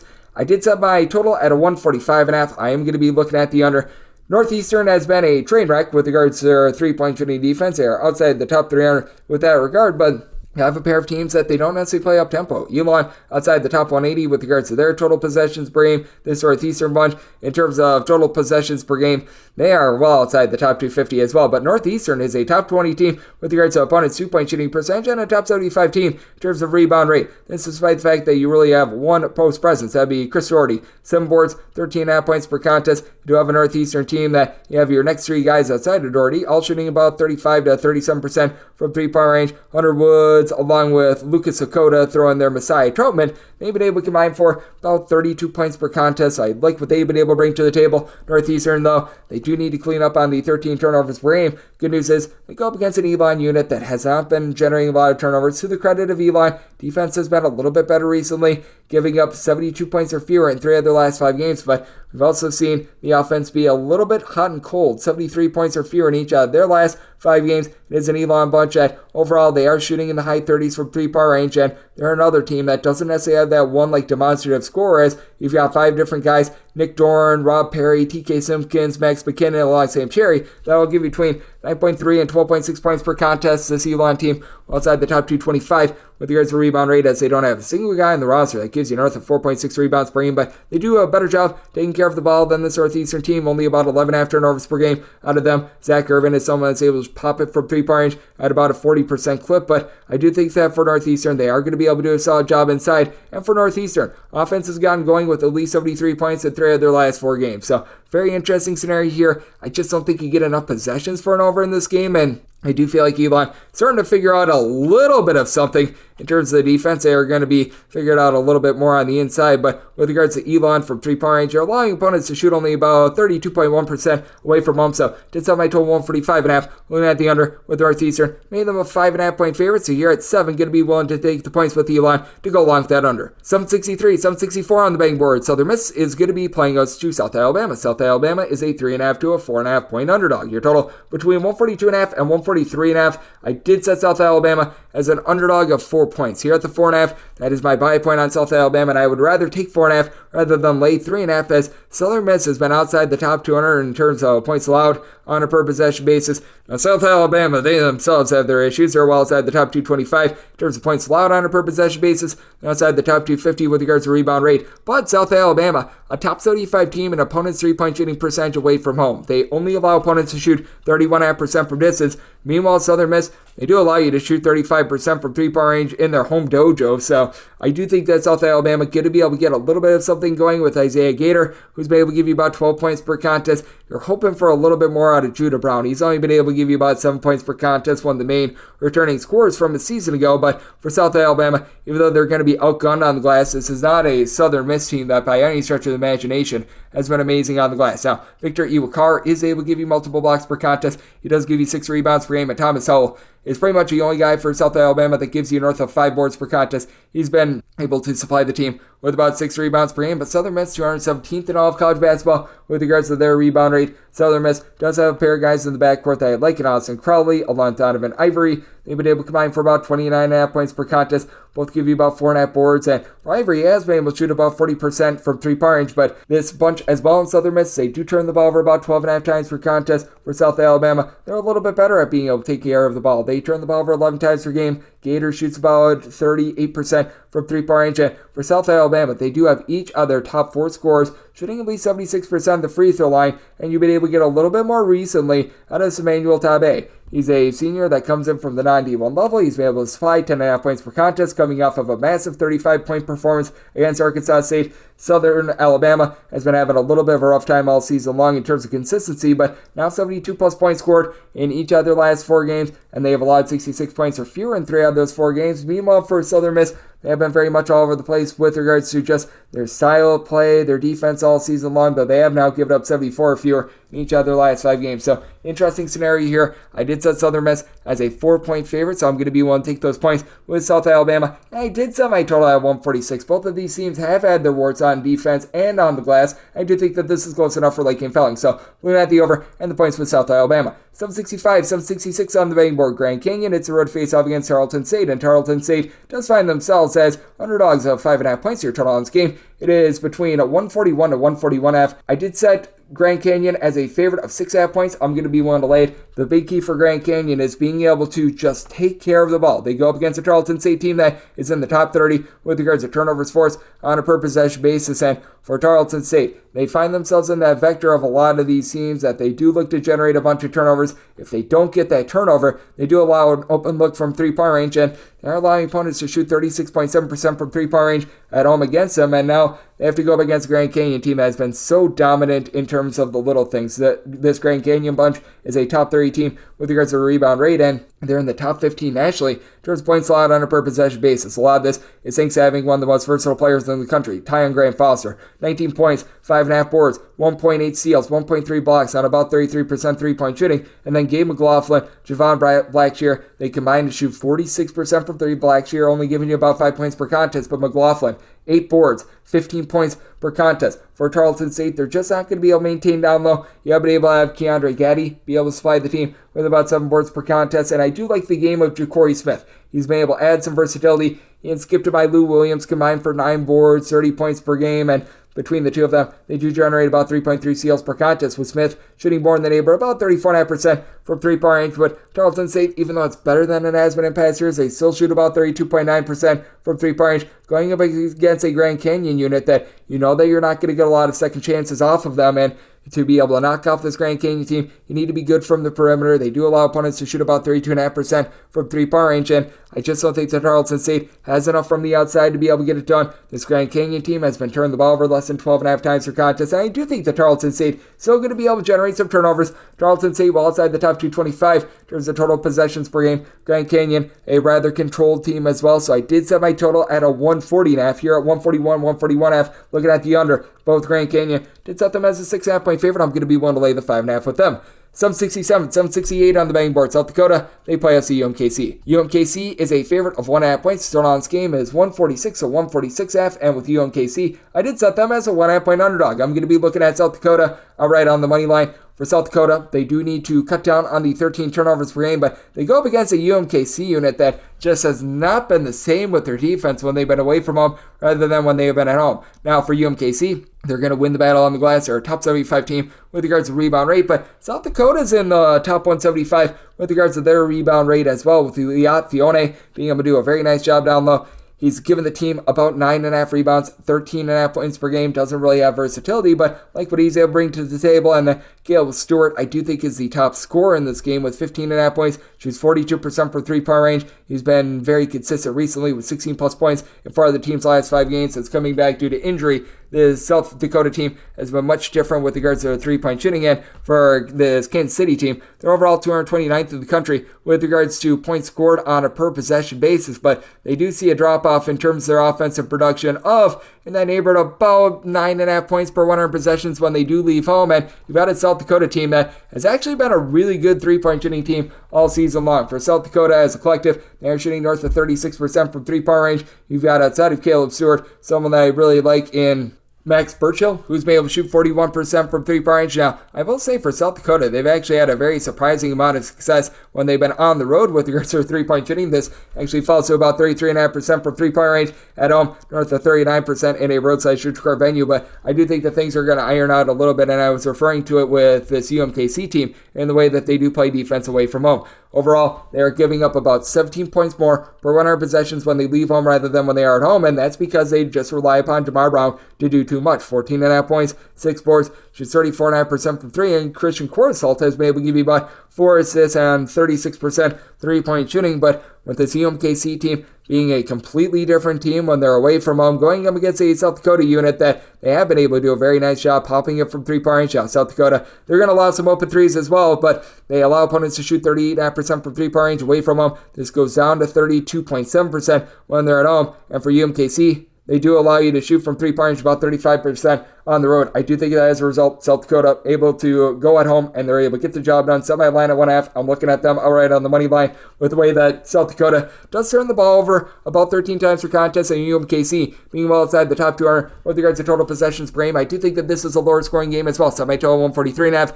Looking under and looking at South Dakota on the money line. 769, 770 on the betting board. Minnesota is going to be playing against Ohio State. The Ohio State University is an underdog of 3.5 to 4 points. So on this game between 139.5 and 140. I did set Minnesota as a 3.5 point favorite. 4 is my buy point on Ohio State. I fully recognize that this Minnesota team against the spread, they're 22-3 and they've been an absolute bulldozer, but this Ohio State team, if you look at the talent and the talent alone, they are the better team. And they were able to win the first time around when they were in the great state of Ohio. Now, Minnesota was able to get the cover at the time. They were catching double figures, and that's before we really knew what this Minnesota team was. So I do take that a little bit more with a grain of salt, but I do think that Jake Diebler just does give this Ohio State team a little bit of a bump. I don't think that wears off too much in Game 2. Perhaps in like Game 5, Game 6, we reevaluate a little bit more, but I do think that Ohio State should be able to do a nice job down low with Felix Opara being able to give you about 6.5 boards. He's able to do a nice job of 2.5 blocks per game, and for Ohio State, they do have a guy in Jamison Battle that I know would love to stick it to his old team in Minnesota. 14 plays, shoots 43.5% from three-point range. Has been an Ohio State team, has been well outside the top 125 in terms of points allowed on a per-possession basis, but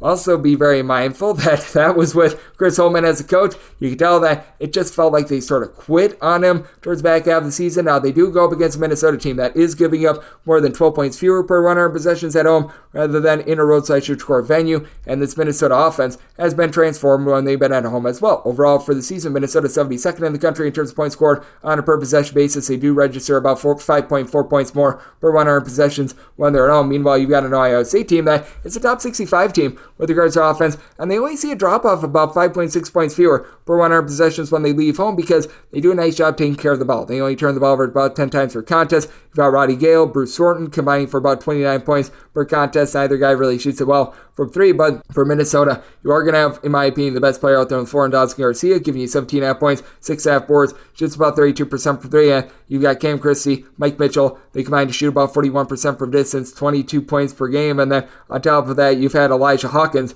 be your top player in terms of the power conferences with regards to assists per game game with 7.6, but Minnesota still does turn the ball over about 12.5 times per contest. They are inconsistent with their three-point shooting, and I recognize that it's pretty much ancient history at this point. The first time these two teams played, that was all the way back in December, but that was an 84-74 game that Minnesota needed 36 points out of Dawson Garcia to be able to hold in there, and that was a spread of 13.5 points. I do think that Ohio State, though they are probably not going to shoot these 9 of 17 from three-point range that they did the first time around, I do think that they're giving you a different effort under Diebler, and if you're getting north of 4, I'm going to be willing to take those points with Ohio State. And I did set my total 143.5. Ohio State has been a little bit shaky with regards to their defense, so I'm going to be taking a look at the over. I think that this game could be close enough for late game felling as well, and taking north of 4 here with Ohio State. 771, 772 on the betting board. Texas State, they throw a face off against Georgia Southern, and Georgia Southern does find themselves as a 1.5 to a 2-point favorite. Your total on this game are between 136.5 and 137. I did set Texas State as a 2-point favorite. I'm going to be looking at them outright on the money line.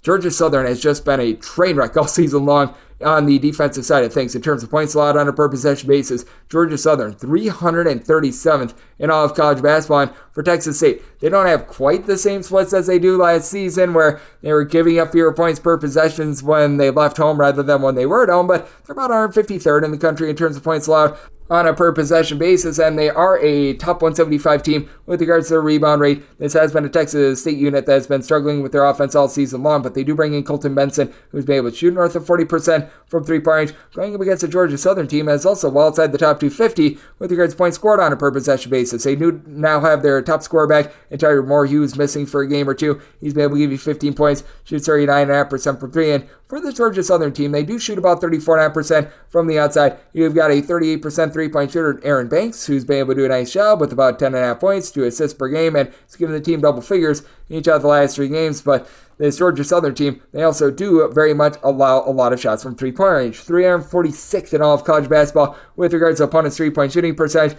Not that the Texas State team has been amazing with regards to their three-point shooting, but they're able to lock you down from 3. They're 55th in the country with regards to opponents' three-point shooting percentage. So I do think that Texas State going to do a relatively solid job with their defense. They're once again well outside the top 200 with regards to total possessions per game. And for both of these teams, they've really been dealing with injuries all season long. Georgia Southern just has not been able to get out there a consistent rotation. And with Texas State, they have to deal with a bunch of injuries. Jordan Mason has had to be their main guy, but with now having Davion Sykes, who's missed 12 games, back in the fold, being able to give you about 10 points, 7 boards per contest, I do think that that's leading to the Texas State team being undervalued, and as a result, I'm going to be looking at Texas State outright on the money line to set them as a 2-point favorite. Do you think that with Georgia Southern and the way that they're just giving up points upon points, that Texas State does approach 70 in this game as well? So I total 138, looking over and looking at Texas State on the money line. 773, 774 on the betting board. UT Rio Grande Valley hits the road face-off against Utah Valley. Utah Valley is a favorite of 14 to 13.5 points on this game, between 146.5 and 147. UT Rio Grande Valley has been a train wreck all season long, but I just can't get behind laying this sort of a number with Utah State. I'm going to be willing to take the points with UT Rio Grande Valley. What else is very big is that they had one of their top scorers be out of the fold and has now returned, and Hassan Abdul Hakim. He's been really your top 3-point shooter, shooting about 35.5% for 3, 13 points, 3.5 assists, 5 boards, and at 6'8", he's able to give you about a steal and a half per contest. So I do like his skill set. And then you've got your top scorer giving you 16 points, 3 assists per contest in Elijah Elliott. They go up against a Utah Valley team that's been one of the worst 3-point shooting teams in the country. They're shooting just 28% from 3. They turn the ball over 12.5 times per contest, and when you've got that bad at shooting, you've got to be better down low than they are. Trayvon Doris is going to be the best rebounder in this game, 9.5 points, 7.5 boards per contest, but Utah Valley is well outside the top 200 with regards to rebound rate, and Doris is the only player on the team that gives you north of 4 boards per game. Now you do have Caleb Stone, Carrawell, Drake Allen. They combine for about 23.5 points per contest, and Stone Carrawell shoots 33.5% from 3, but among players that have made at least 2 threes thus far this season, he's the only one on the team that's shooting above 31.6% from distance. Tanner Toolson has been able to give you 10 points per contest. Now this Grand Valley team, they're outside the top 250 with regards to points allowed on a per possession basis. But again, this Utah Valley team has not been knocking your socks off themselves. They've been able to do a solid job of being about 110th in the country with regards to opponents' 3-point shooting percentage. And Grand Valley, they themselves shoot about 31% from distance, but they don't take a lot of threes as well. This is a UT Rio Grande Valley team that they are in the top 25 in the country with regards to percentage of shots that they take inside the arc. So I do think that that causes for a little bit of a lower scoring game because you're looking at 2s instead of 3s. I set my total 146.5, so you're at the 147. Looking at the under, I'm with Utah Valley. They're the better team, but I just can't see them being able to win this game by margin with their poor 3-point shooting. I set this line at 12.5, taking the points with UT Rio Grande Valley and the under. 775, 776 on the betting board. It is Southern Utah. They hit the road to face off against UT Arlington. Arlington is a favorite of 9 points. Your total on this game is between 154 and 155. I'm seeing an 8 out there as well. And at the 8, I'd be willing to lay with Arlington. Did set my number at a 9 myself. For UT Arlington, the biggest issue that you do have with this bunch is the turnovers. They are outside the top 325 in terms of turnovers on a per possession basis, but you've been able to get much more out of this offense ever since Philip Russell has come along. He was out for the first 12 games of the season, but he's been able to give the team 13 points in the backcourt. He's able to provide 4 assists to 2.5 turnovers per game for a Arlington team that they do turn the ball over 16 times per contest, but he does an okay job taking care of it. And then for UT Arlington, they should be able to have a nice little edge down low. You've been able to have a pair of guys in DeJuan Gordon along Shamar Wilson, be able to combine for nearly 17 rebounds per game. They do go up against this other Utah team that is in the top 80 in terms of opponent's 3-point shooting percentage, but also for this other Utah team, you don't have a lot down low. 308th in all of college basketball with regards to rebound rate, so that means that Arlington, a team that's about 82nd in the country with regards to rebound rate, they've got a nice edge there. And for Southern Utah, the team flat out just has not been able to light it up from 3. So for an Arlington team that's outside the top 275 in terms of opponent's 3-point shooting percentage, they catch a break here because for Southern Utah, you've really got one guy that gives you north of a point per contest that shoots above 31.5% for 3. That'd be Dominique Ford, their top scorer. 16 points. He's able to chip in there at ceiling and half, shoots 34.5% for 3, but really nobody else is a threat to shoot it from 3-point range. Southern Utah, they do turn the ball over about 12 times per contest, so they take a little bit of better care of it, and they've had Parsoff-Law be a solid rebounder. He's able to give you about 6 boards, 13 points per contest at 6'9", so got a little bit of versatility there. And since Jamari Sibley has come into the fold, he was a 2-time transfer that was out for the first 10 or so games of the season. He's been able to give you about 9.5 points per contest, but for Southern Utah, the defense, it has been very brutal for this team, 78 plus points allowed in each of their last 3 games. Meanwhile, for this UT Arlington bunch, it has still been a work in progress with the defense, but they've still now given up 70 points or fewer in 4 of their last 5 games. They've been playing a little bit better there, but for Southern Utah and this UT Arlington team, they are 2 teams that they play relatively up-tempo, but I do think that this just went just a little bit too far with Southern Utah's inability to be able to pop 3s and Arlington's turnover woes. So I did set my total 153. I'm looking at the under, and with this Southern Utah bunch, made them a 9-point dog, so here at the 8, one to lay with UT Arlington. 777, 778 on the betting board. South Dakota State is going to be playing us to Denver. Denver is a 7.5 to an 8.5 point underdog. Totals between 159.5 and 160. I did make Denver an underdog of 6.5 points, so I'm going to be looking at the points. You've got the best scorer in all of college basketball on the side of Denver. That'd be Tommy Bruner. He's been absolutely tremendous all season long, being able to supply north of 24 points per contest, and it is a Denver team that is quite ghastly with regards to their defense. They're well outside the top 300 in terms of points allowed on a per possession basis. They're allowing opponents to shoot well north of 35.5% from 3-point range, in the bottom 55 in the country with that regard, but it's not like the South Dakota State team has been anything to write home about with regards to their defense as well. They're actually halfway decent in terms of their rebound rate. William Kyle has done a solid job coming in, giving the team 6 rebounds per contest, and Zeke Mayo, just in general, does it all. 17 plus points, 6 boards. He's able to give you 4 plus assists, so do love his overall game, but this is also a South Dakota State team that's well outside the top 250 in terms of points allowed on a per possession basis, and for South Dakota State, they're just playing at a really slow style. They're outside the top 275 in terms of total possessions per game. South Dakota State much better with their defense when they're at home rather than on the road from 3-point range. Opponents shooting 33.5% from distance at home in a road/huge court venue. That does fall to about 36.5%, but for Denver, I do think that they're going to be able to hold up on the glass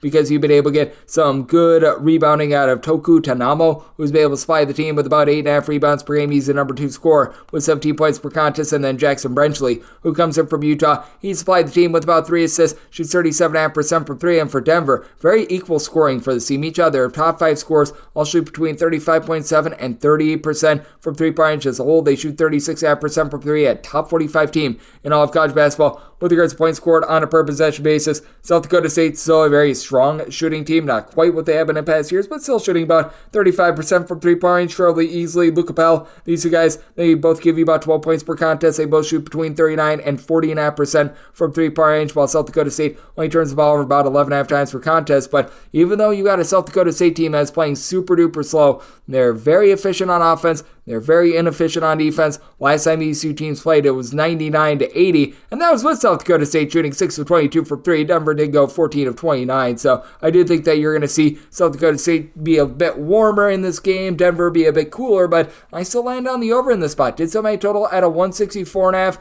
Denver has been playing harebrained games all season long, and I do think that this is going to be another one of them, and do think we've went a little bit too high with the spread. Did set mine at a 6.5, taking the points with Denver and the over. 779, 780 on the betting board. Idaho hits the road face-off against Northern Colorado. Northern Colorado is a 10.5 to an 11-point favorite. Your total on this game between 146 and 146.5. I made Northern Colorado the favorite of 13 points. I'm going to be willing to lay the number with Northern Colorado. They've got St. Thomas. No, not of the St. Thomas Tommies, but actually St. Thomas, and he has been absolutely amazing with 20-plus points, right around 8 to 9 rebounds, 3 assists. He leads the team in pretty much every single category, going against an Idaho team that they're well outside the top 250 in terms of points allowed on a per possession basis, and you just really don't have that go-to guy for Idaho. Quinn Danker has been able to give you 12 points per contest. Julian Mims, he's able to supply you with about 7.5 rebounds per game. Mims is the only guy in the roster, though, that gives you north of 3.6 rebounds per game, and not that Northern Colorado is like some incredible team on the glass or anything like that. Northern Colorado,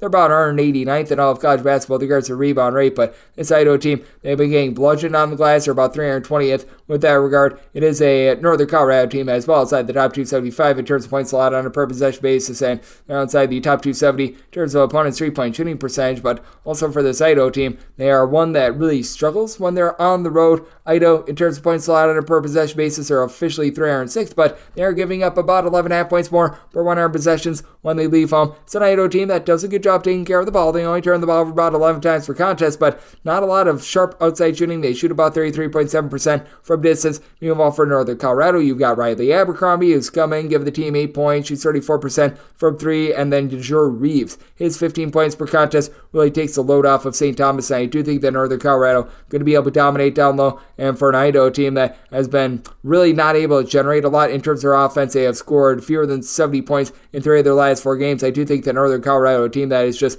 getting to 75 plus on the regular, even though they've had a little bit of a hiccup recently, scoring 73 points or fewer 3 of their last 5 games. I do think that this is a really good get-right spot for them at home against an Idaho team that last time they played them, they scored 89 points against them. So I am going to be looking at Northern Colorado, made them a 13-point favorite, and with this total, I did set it at a 151. I do think that Northern Colorado going to have another nice expose of scoring here against Idaho, so looking at the over, and I'm going to be one to lay it with Northern Colorado. 781, 782 on the betting board. It is Northern Arizona. They play with Eastern Washington, and Eastern Washington is a favorite of 7.5 to 8 points on the road. Total on this game is 156.5. I did set Northern Arizona as an underdog of 8.5 points. I'm going to be one to lay with Eastern Washington. Eastern Washington has not been the same team away from home as they have been at home with regards to their offense. This is a top 70 team in terms of points scored on a per possession basis, and it does take a little bit of a fall off when they're away from home. They are scoring about 21.5 points fewer per 100 possessions away from home rather than when they are at home, but good news is they get to go up against a Northern Arizona team that's well outside the top 275 in terms of points allowed on a per possession basis.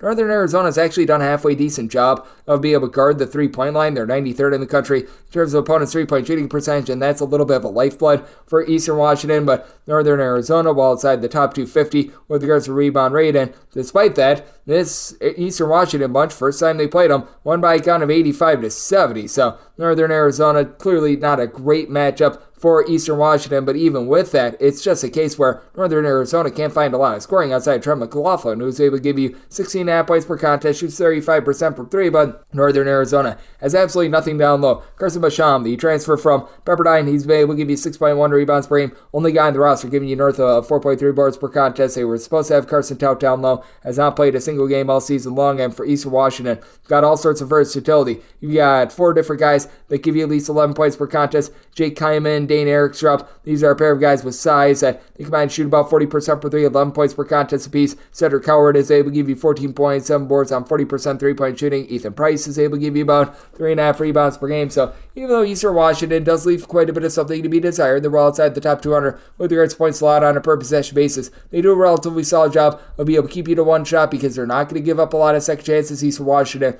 about 98th in all of college basketball in terms of their rebound rate. Northern Arizona, 348th. And with Northern Arizona not able to maintain down low. Northern Arizona, additionally, not a team that's really going to force a lot of turnovers. They're only generating about 6 steals per contest, and for Northern Arizona, this bunch has just been having all sorts of issues this season in terms of consistency with regards to their defense. They have now given up north of 70 points in 4 of their last 5 games while being a relatively slow team. I do think that for Eastern Washington, they go on the road, they get it done, even though their offense hasn't quite been the same when they've been away from home. I did set my line at 8.5. I'm going to be willing to lay the 7.5 to 8, and I did set my total 154.5 because I do think that the home and road splits are significant enough to be able to impact this total. I'm going to be looking at the under, and I'm going to be willing to lay with Eastern Washington, 783, 784 on the betting board. St. Thomas is going to be on the road facing off against North Dakota State. North Dakota State is a home underdog of between 1.5 and 2 points. Your total on this game is 137.5. I said St. Thomas as a 2.5 point favorite. I'm going to be looking to lay the small number. St. Thomas has been a top 100 team in terms of points allowed on a per possession basis. Now, they don't do a great job on the glass. They don't have a single guy that gives you north of 5 rebounds per game, but it's not like this North Dakota State team has been necessarily barreling down in terms of their rebounding, as well as they've got Andrew Morgan, who stands right around 6'10", but he's a bit of a lazy big man that doesn't really give you a ton of boards. Bowden Skunberg has actually been your top rebounder. He's supplied the team with 14.5 points, 5 boards, and then Damari Wheeler-Thomas takes a load off of him by giving out about 2.5 assists per contest. But for North Dakota State, they're outside the top 200 in terms of their rebound rate. So the main weakness that you do have with the St. Thomas team, you're not really going to be able to unearth as St. Thomas more around 240th with this regard. And they do over Raheem Anthony, along with Parker Jorklin. Has been a very good one for St. Thomas. These two guys, they've been able to combine for about 26.5 points, 9 rebounds between the two of them. Anthony, your main facilitator, with a little bit over 3 assists per game, and is also shooting 46.5% from three-point range. And St. Thomas, they're a solid shooting team. They shoot about 35.5% from 3, but the reason why they are such a good offense, they just do the little things well. They shoot about 73.5% at the free throw line. They only turn the ball over 9 times per game. Granted, they are a bottom 50 team with regards to total possessions per game, but they do a good job of making every possession count in terms of points scored on a per possession basis. St. Thomas is 71st in all of college basketball, and because they really don't have funky shooting splits, they just take care of the ball. It doesn't fall off as much when they're on the road, and you do have a North Dakota State team that has been able to shoot it quite well from three-point range. This team as a collective, they are shooting north of 37% from three-point range. What's been really strange, though, is that this bunch is shooting significantly better when they're on the road rather than at home. The Bison are 13th in the country in terms of three-point shooting percent, shooting 37.9% from distance at home. That goes about 38.9% in a roadside shoot court venue, and they themselves really do give it up. 319th in the country is North Dakota State in terms of opponents' three-point shooting percentage, allowing opponents to shoot 38.2% from distance against them when they are at home. And for the St. Thomas team, they're pretty good at being able to guard the arc away from home. 34.2% away from home. That compares to about 35.5% from distance at home. I do think that you're going to have plenty of made buckets. Both of these teams are outside the top 200 with regards to their three-point shooting defense, and I do think that for both of these teams, they're going to be giving up a lot of second chances on the glass. So looking at the over, but with St. Thomas, made them a 2.5 point favorite. I do think that they get the job down here, so I'm going to be willing to lay with St. Thomas, and I'm going to be taking a look at this 137.5 over, semi-total 142.5, 785, 786 on the betting board. Abilene Christian is going to be playing against the Cal Baptist. Cal Baptist is an underdog of 3 points with your total 135.5 for Cal Baptist. They have been dealing with an injury to Dominique Daniels. He is their top scorer, and he has been out of the fold, and this was an opener of 2. I'm still seeing a few 2.5s out there. I'm willing to lay the 2.5 here. With Abilene Christian, the squad is once again a top 25 team in all of college basketball with regards to turnovers forced on a per possession basis, and a pretty good perimeter defense for a team that forces a lot of turnovers. A lot of these teams that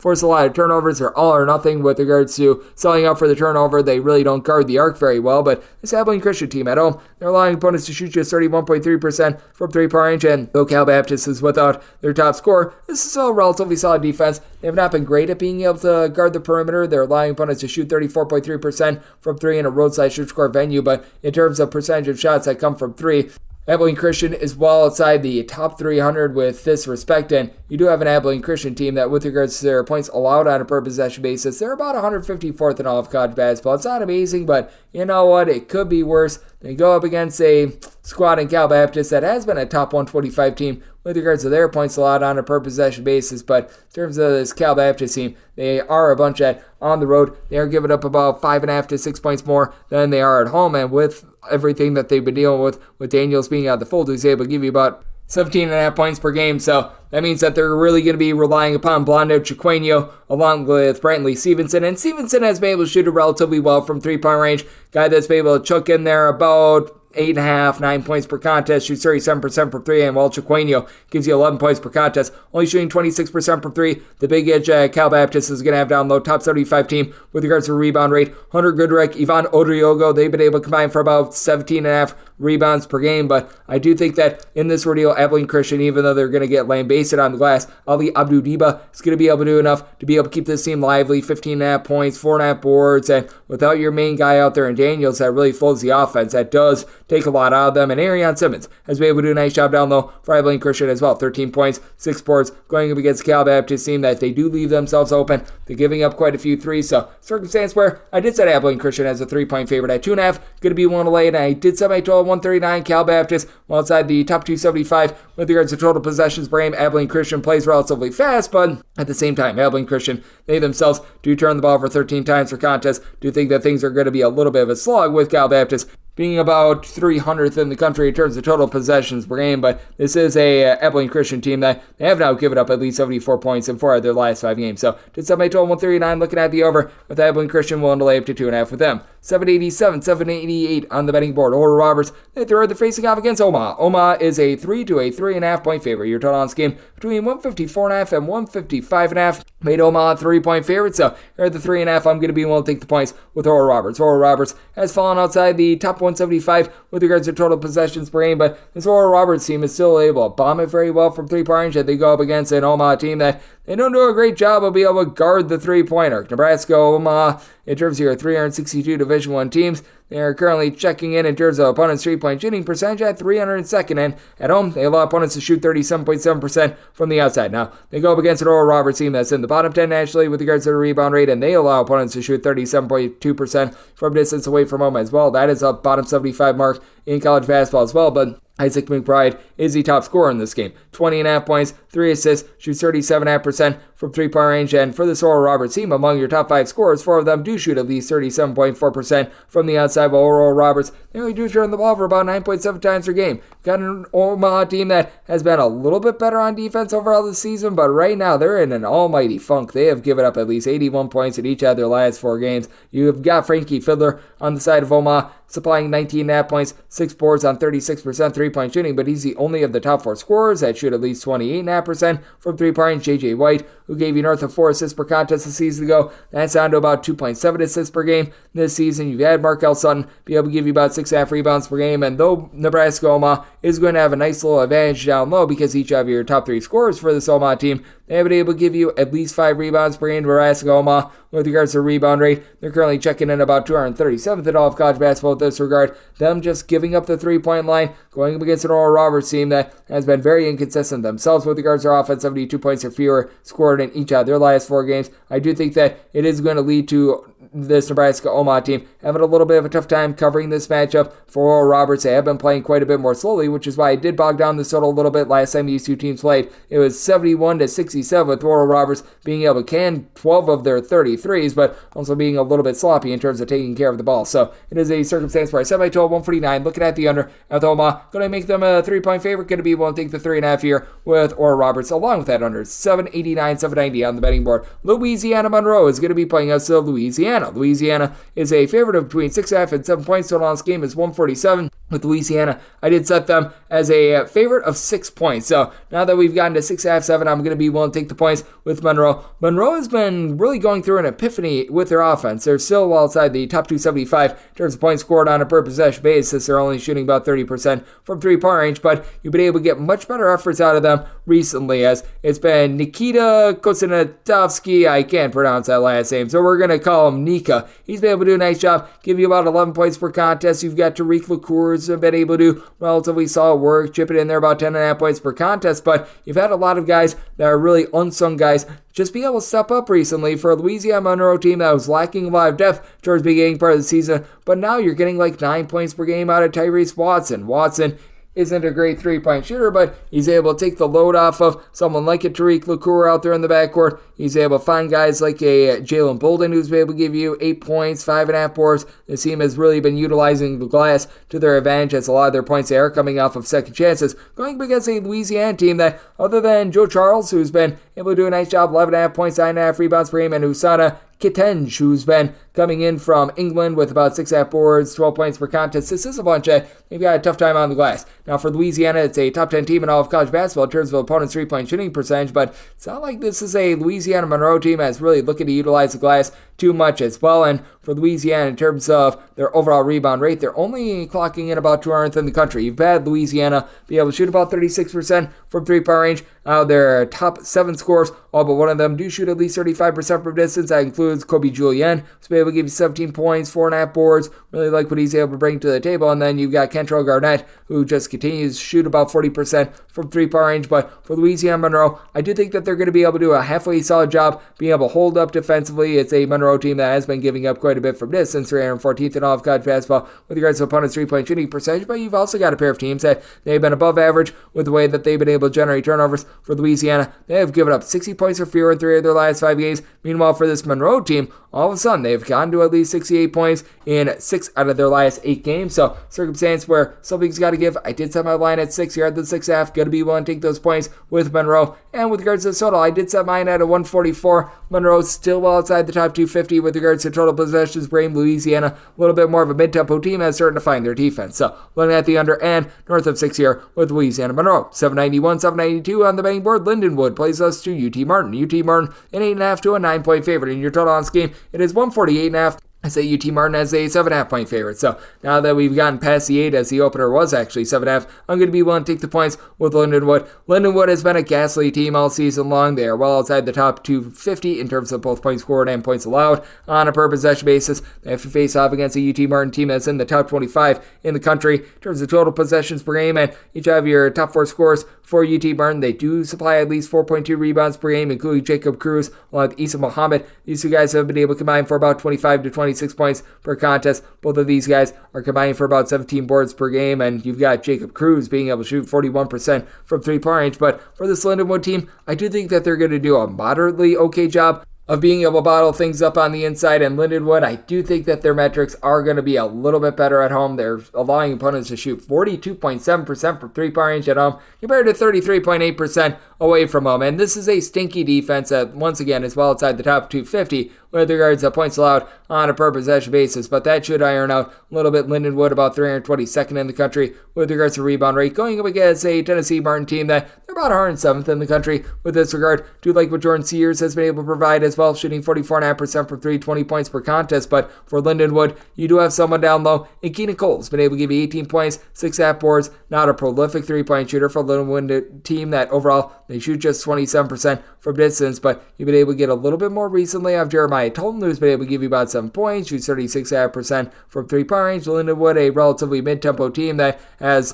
been finding their defense a little bit more recently, giving up 72 points or fewer in 3 out of their last 4 games. Has been a Lindenwood team that as well has scored 71 points or fewer in each of their last 5 games, so they have certainly been struggling on that side of things. But last time these two teams played, UT Martin, they got the job done at home, 76-67. That was good enough for a Lindenwood cover on a day where UT Martin had to shoot 12 of 24 from three-point range. As Lindenwood did a nice job taking care of the ball, only turned the ball over 5 times in that game. UT Martin is not a bunch that has been forcing a lot of turnovers, and for UT Martin, they've been taking a little bit more of a defensive approach themselves, giving up fewer than 70 points in 2 out of their last 3 games. So I do think that this is a circumstance where this game gets bogged down a little bit. This Lindenwood team has been incapable of really putting up a lot of points. Meanwhile, UT Martin, they themselves have been taking a little bit more of an approach on the defensive side of things, but I do think that Lindenwood does just enough to be able to keep this game close enough for late game felling. And with this UT Martin team, they still have been a relatively good rocket ship in terms of their offense. For UT Martin, they've been able to get to at least 76 points in now 4 out of their last 6 games. So I did set my total 151. Looking at the over with Lindenwood, was willing to take anything north of 7.5 with them, so taking the points and the over. 793, 794 on the betting board.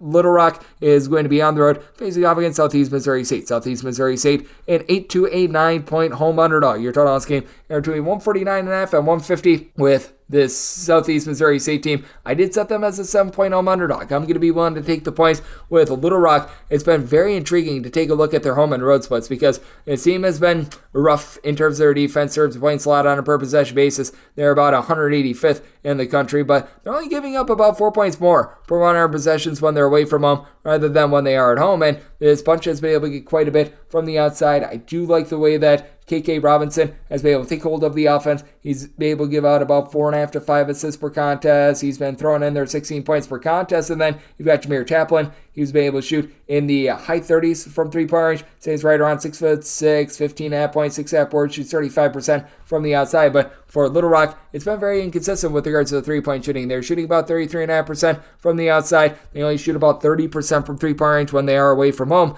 And they go up against the Southeast Missouri State team that is well outside the top 200 with regards to points allowed on a per possession basis, but has been a very good perimeter defense. Southeast Missouri State allowing teams to shoot just 31.8% from distance. That is a top 65 mark in all of college basketball. And the big key for Southeast Missouri State being able to hold up on the glass. As this Little Rock team, they have been able to have quite a few of their main contributors just be able to give you 5+ rebounds per game. As a matter of fact, out of their top 5 scorers, you've got 4 of them who are able to supply at least 4 rebounds per game. That takes Markel Mitchell, who has been in and out of the fold all season long, not into account just because you don't know what you're going to be able to get out of him, but for Southeast Missouri State. In the backcourt, you've got Rob Martin along with Josh Early, who've been able to combine for 22 points per game, and Rob Martin is out shooting about 37.5% from distance. Southeast Missouri State really has had a little bit of an uphill battle just being able to generate offense, but they've been able to find it a bit more recently with at least 74 points in 3 of their last 4 games. You've got a Little Rock team that, to their credit, they've given up fewer than 70 points in each of their last 5 games, but they've been slowed down a little bit more in terms of their offense.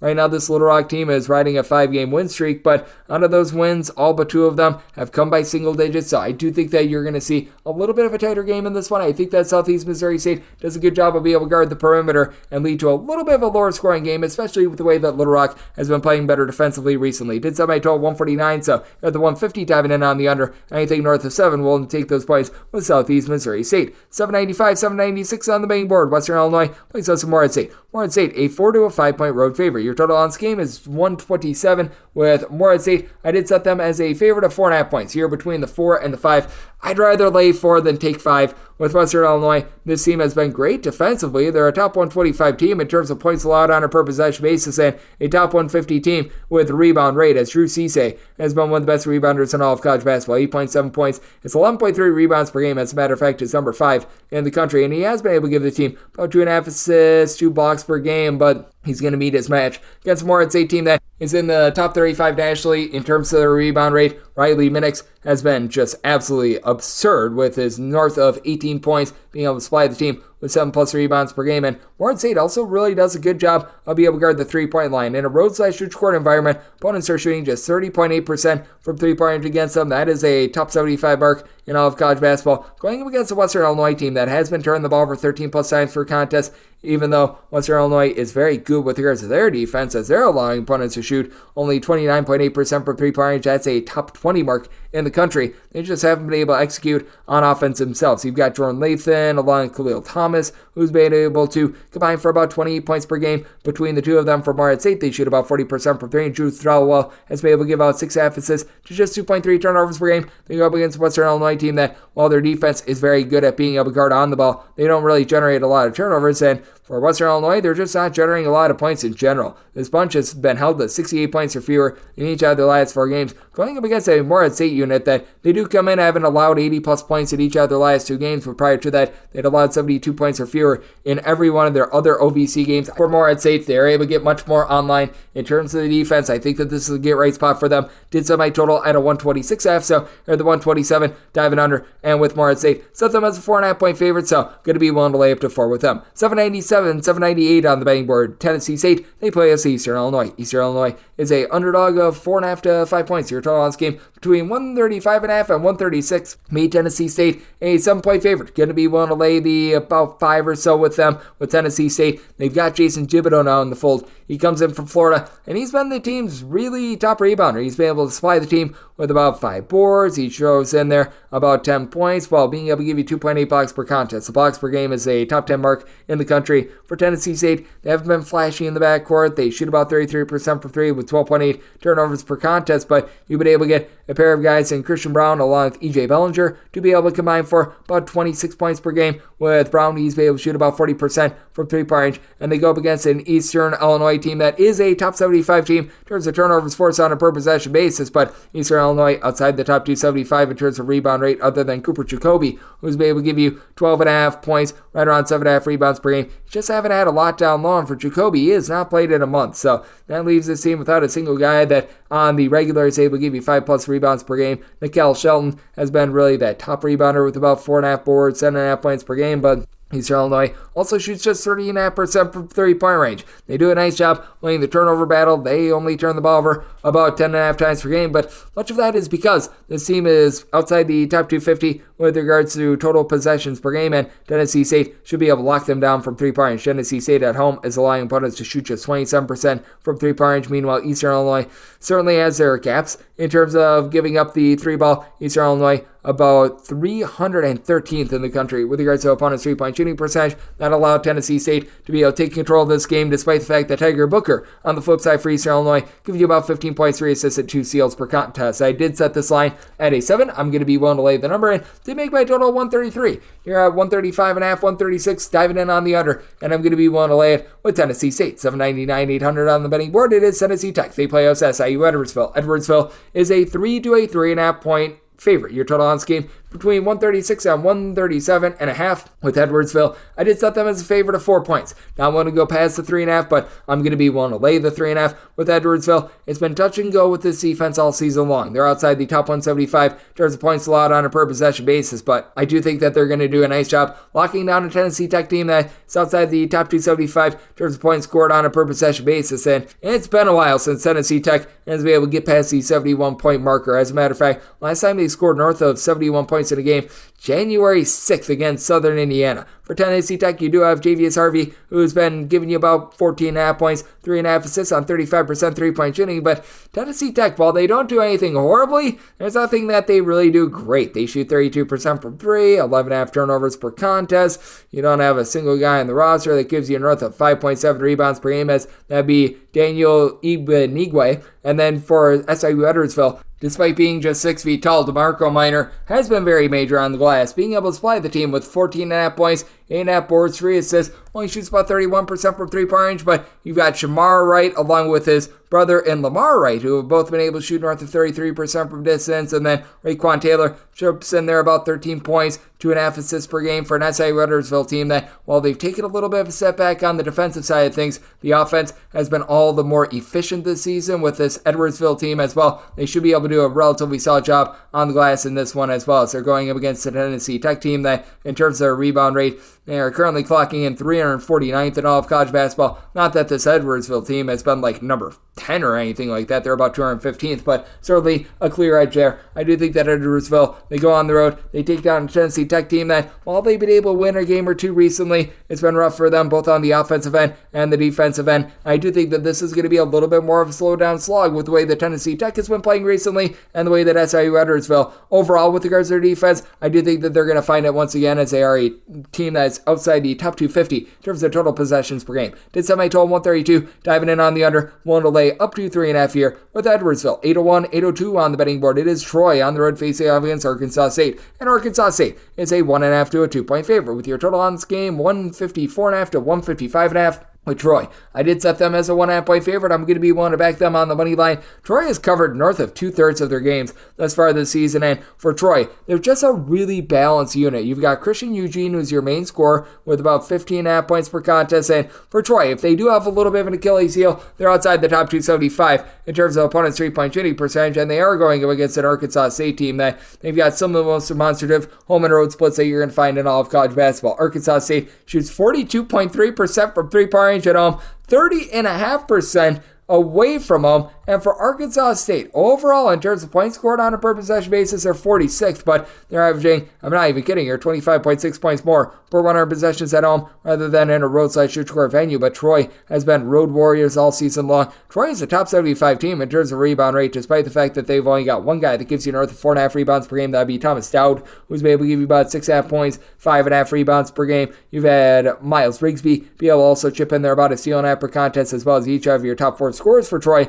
to generate at least 1 steal per game. And Arkansas State, they're not like horrible at taking care of the ball, 11.7 turnovers per game, but they can turn the ball over a little bit more from time to time. And it's not like this is an Arkansas State team that really goes into inferno mode from 3-point range. They've got one out of their top 6 scorers shooting above 34.5% from 3-point range. Darian Ford, who's been able to shoot 36% from the outside, as Ford, Taron Todd, DeAndre Dominguez, Caleb Fields, all these guys give between about 10.1 to 13 points per game. Isaiah Nelson down low has been able to give you about 6.5 rebounds per game. But Arkansas State, well outside the top 125 with regards to their rebound rate. They've also dealt with Freddie Hicks being in and out of the fold. He's back for this game, and he's been able to give the team a combined 28 points each of the last 2 games, but haven't had a lot of consistency there. With Troy, you've got a bunch that they really do a nice job of just swarming on defense. They have given up fewer than 70 points in 3 of their last 4 games, going up against an Arkansas State team that they certainly are hitting Mach Turbo with this offense. They've been able to score at least 73 points at every single game this month. And for Arkansas State, last time this team was held below 70 points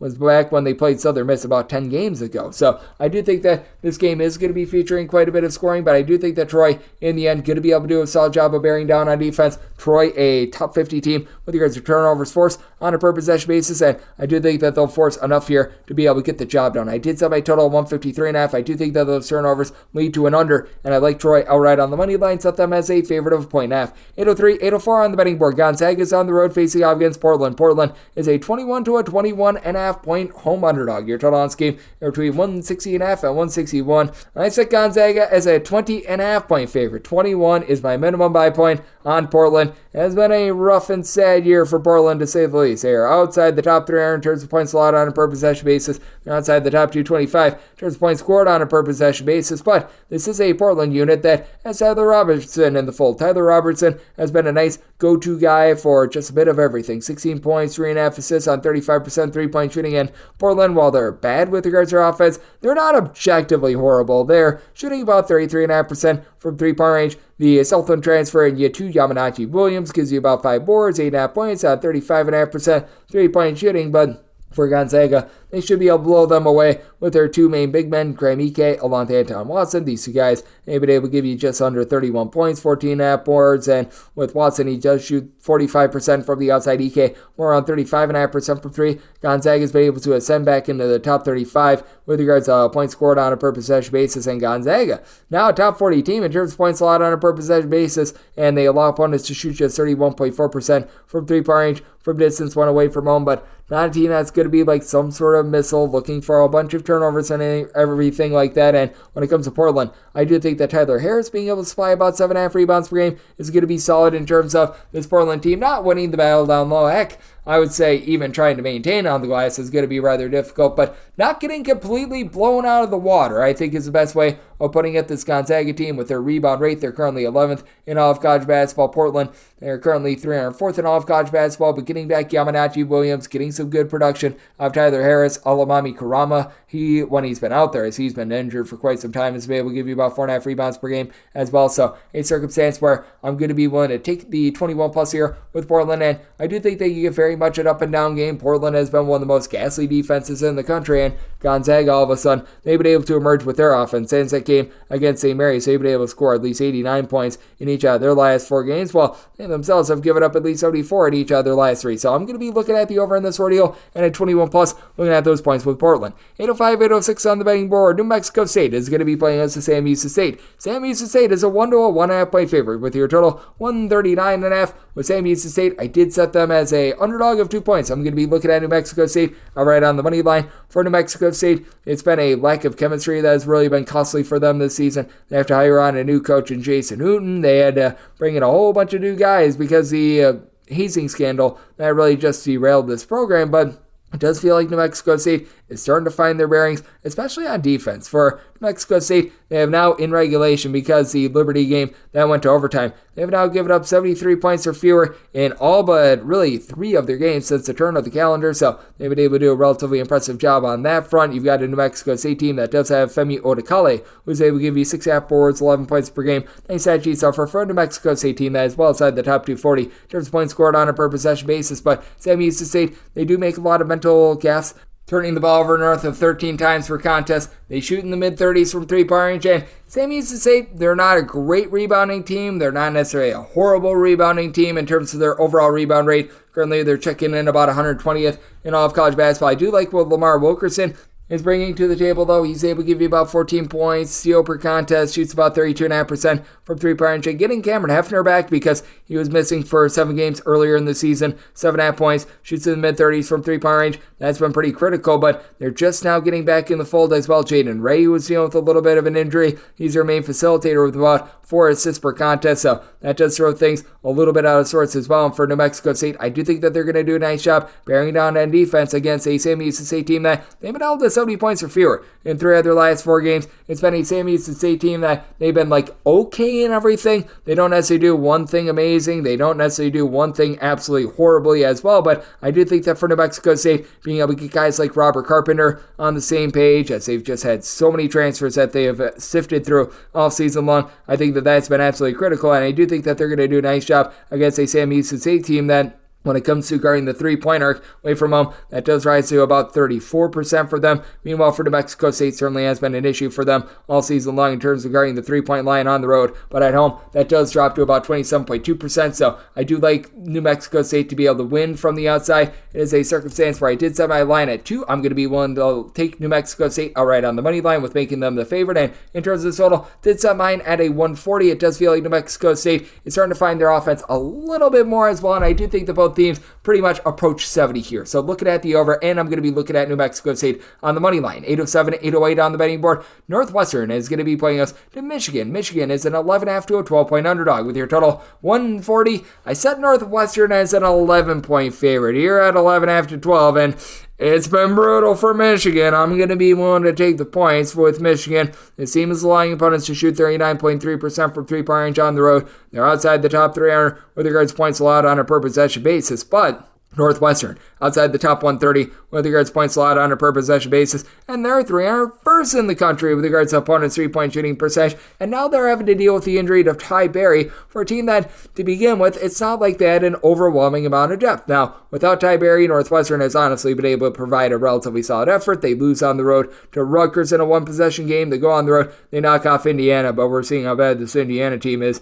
as of right now, though Michigan, this team has scored 72 points or fewer in each of their last 5 games, so the Michigan offense that was supposed to be so good, that's starting to let you down as well. Doug McDaniel has been out due to that strange suspension where he's suspended for only road games, but you've had Terrence Williams, Olivier Kamwa do a nice job being able to combine for about 27 points in the case of Kamwa, 7 boards per contest, and in the case of Williams, shoots 39% from three-point range. Michigan, though, just a lot of mental blunders. They've been turning the ball over 13 times per game, and in these road games, their offense just falls completely off the map with not having their top scorer. Meanwhile, Boo Buie, he is going to be the best player in this game, 5 assists, 19 points for Northwestern, shooting about 41.5% from 3, and all in all for Northwestern, out of your top 4 scorers, 3 of them do shoot at least 40.5% from three-point range, and for Northwestern as well, they do a nice job taking care of the ball. They have only 9.1 turnovers per contest on their ledger. That's a top 20 mark in all of college basketball. But also for Northwestern, they do have the disadvantage on low. Michigan just outside the top 100 with regards to rebound rate. Northwestern outside the top 225. Outside of Brooks Barnhizer, really the only other guy that gives you north of 4 rebounds per game is Matthew Nicholson, who's been able to supply the team with about 4.5 rebounds per game. I do think that Michigan and their ability to be able to hit the glass is going to be able to keep them lively in a game against a Northwestern team that has been playing some better defense. They have given up in regulation 72 points or fewer in each of their last 5 games, but also in regulation, they've been able to exceed the 70-point plateau just twice as well. They've been slowing down a little bit with that regard, and I do think that this summer is getting just a little bit overinflated. Heck, as I do this podcast, I'm now seeing 12.5s popping up, so going to be willing to take the points with Michigan, set them as an 11-point underdog, and did set my total 143 with the way that Northwestern's starting to heat up a little bit more in terms of our offense, and Michigan has just been rough with regards to their defense. So looking at the over, and I'm willing to take north of 12 here with Michigan. 809, 810 on the betting board. It is Montana State playing as a Portland State. Portland State is an underdog of 3 points with your total between 146.5 and 147. I did set Portland State as an underdog of 5 points. Going to be looking to lay the 3.5 with Montana State. Montana State all season long has been inconsistent to say the least, especially on defense, being outside the top 225 in terms of points allowed on a per possession basis. But you've got a Montana State team that has been able to get a lot out of Robert Ford III. Robert Ford III has been one of your best players in terms of anyone below 6'2" in all of college basketball. Stat sheet suffer with 15.5 points, 8 boards, 2 steals, 2.5 assists per game, while Eddie Turner is able to give you more like 3.5 assists per contest for his Montana State team. Montana State has actually been halfway decent in terms of their offense, shooting about 36% from the outside. You've got Ford shooting 43.5% from 3, and then Brandon Goraki, he chips in there 14 points, shoots the high 30s from 3-point range. It's a Montana State team that they do shoot about 74.5% at the free throw line, so all in all, they've been relatively solid on that front end. They do go up against a Portland State team that they just have not been able to find that go-to scorer. KJ Adams is the only guy on the roster that really gives you double figures with about 11 points per contest. Portland State, 252nd in the country in terms of points scored on a per possession basis, scoring 9 points fewer per 100 possessions when they leave home, with Ishmael El Habib being able to do a nice job, being able to give you about 3 assists, 9.5 points per contest, shoots 37.5% from 3, but Portland State as a whole, they only shoot about 33% from the outside. One thing they do well is, despite the fact that they don't necessarily have that absolutely tremendous point guard like they had a season ago in Cameron Parker, they only turn the ball over about 11 times per contest, so less variance with this team. You've got Jarrell Satterfield, who's able to shoot about 35.5% from the outside, but Portland State, they're also getting completely gash from 3-point range. When they leave home, they allow opponents to shoot 39.5% from 3-point range, a bottom 40 mark in all of college basketball. Meanwhile, for Montana State, they actually allow opponents to shoot only about 29% from 3-point range when they are at home. I do think that Montana State is going to be able to control the perimeter. This Portland State team not going to be super dominant on the glass either. This Montana State team, that is their biggest weakness in terms of rebound rate. Montana State, 339th in all of college basketball, so they're going to lose that battle, but I don't think that they get destroyed by a Portland State team that's only about 274th themselves. So did set my line at 5. I'm going to be one to lay it with Montana State. And with regards to the total, did set mine at a 145. I do think that there's going to be a lot of open looks from 3, but at the same time, I do think that Portland State just going to have a little bit of sloppiness in general with regards to their offense going up against the Montana State team that does a good job locking down the arc at home. So going to be one to lay it with this Portland State bunch, and I'm going to be looking at the under. 8-11, 8-12 on the betting board. Sacramento State, they're on the road facing up against Montana. Montana is a 13-point favorite with your total 131 to 131.5.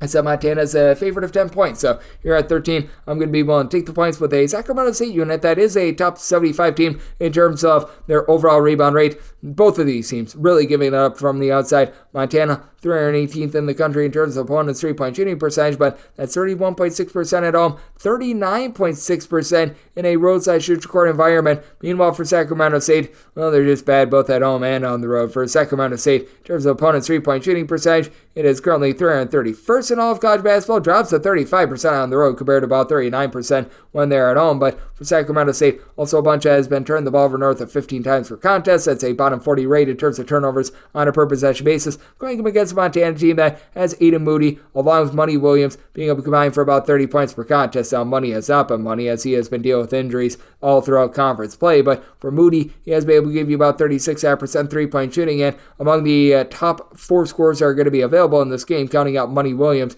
all of them shoot at least 36% from the outside. For Sacramento State, they should be able to do a nice job being able to take down Deshaun Thomas along with Lalu Oke down low. These two guys give you about 12.5 rebounds per game. Duncan Boom Boom Powell, he's got good versatility, 7.5 boards, 12 points. Doesn't shoot it amazing from 3, but he's able to shoot about 30% from the outside. And then you've got a 40% 3-point shooter in Austin Patterson, who's been able to chuck in there about 8.5 points per contest as well. This is a Montana team that I do think that their overall defense is going to nip them in the butt in this one, though it is a Sacramento State team that it's been rough for them on offense. They were able to bust through, score 75 points in their last game against Northern Colorado. That was the first time this month that Sacramento State was able to exceed the 60-point plateau. So it has been all over the place for them, but last time these two teams played, it was 70-67, with Sacramento State only shooting 4 of 17 from 3-point range in that one. So I do think that we went a little bit too low with this total. Set my total 136. I think that this game is similar to what we saw the first time around. So we'll take the 13 over Sacramento State and going to be looking at the over. 8-13, 8-14 on the betting board. UTEP, they play also Louisiana Tech.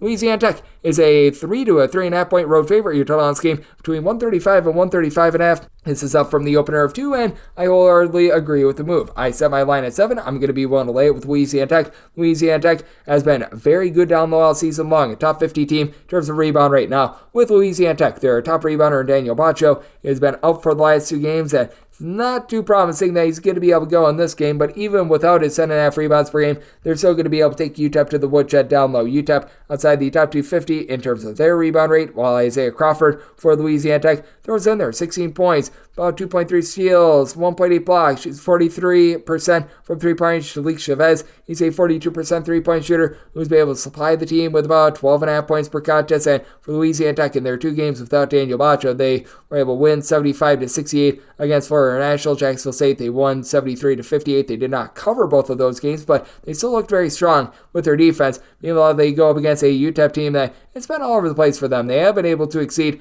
the 70-point marker in 4 out of their last 5 games, but they had that game against Middle Tennessee go to double overtime. The defense has been very sporadic because they gamble for turnovers. They're a top 5 team in all of college basketball. There's a turnovers force on a per possession basis, but if they don't get that turnover, they do leave themselves very vulnerable, especially on the inside, as they are 310th in all of college basketball with regards to opponents' 2-point shooting percentage. Meanwhile, Louisiana Tech, they've done a very nice job of being able to shut that down. Number 4 in all of college basketball with regards to opponents' 2-point shooting percentage. Even with Daniel Bacho deal with injury, I do think that Louisiana Tech finds a way to be able to get it done in a game that should be relatively low scoring. This Louisiana Tech team has proven that without Bacho, the offense, it's not necessarily amazing. The defense, though, it is able to step up. I do think that Louisiana Tech still has more than enough to be able to cover this number. I set them as a 7-point favorite, going to be willing to lay it, and did make my total 135. So here at the 135.5 diving under, and I'm going to be willing to lay it with Louisiana Tech. 8-15, 8-16 on the betting board. Arizona State plays us to Washington, and this is going to be the DK Network right to pick Washington, a 2.5 point road favorite. Your total on this game between 153.5 and 154. Right up here is going to be on Arizona State. Now, I'd have this finalized before money lines were available. I personally am going to take the money line in this spot, but when you read it, you're just going to see the Arizona State spread of plus 2.5. But either way, certainly do like it. Arizona State, they have been rough with regards to the rebound rate. They're about 350th in all of college basketball. In terms of the rebound rate, they've got one guy on the roster that gives you north of 5 rebounds per game. That'd be Jemiah Neal, being able to supply about 11.5 points, 5 rebounds per game. But for Arizona State, this team is going to be able to win the turnover battle. Heck, first time these two teams met, that was the game in which Washington was able to get the job done and get the win by a count of 82-67. Washington still lost the turnover battle in that game by a count of 15-10, and for Arizona State, you've got Frankie Collins, who's able to give you 3.5 assists, 2.8 steals, 13.5 points per game. As for Arizona State, the one thing that they have done well with an offense that is 302nd in the country in terms of points scored on a per possession basis is not turn it over. In terms of turnovers on a per possession basis, they're a top 50 team in all of college basketball, and you've got Anna Miller, who's been able to supply about 11.5 points per game. She's in the low 30s from three-point range. Jose Perez is shooting north of 43.5% from three, where they'd be without him with their three-point shooting because they shoot about 30.4% from distance. Who in the heck knows? But this Washington team, they're very Jekyll and Hyde with regards to their three-point shooting defense as well, because at home, they allow opponents to shoot just 29.4% from distance. That's a top 60 mark in all of college basketball. Away from home, bottom 70 mark. They allow opponents to shoot 37.5% from three. Meanwhile, Arizona State, they, in the first go-around against Washington, allowed them to shoot 9 of 17 from three-point range. Should not be the case this time.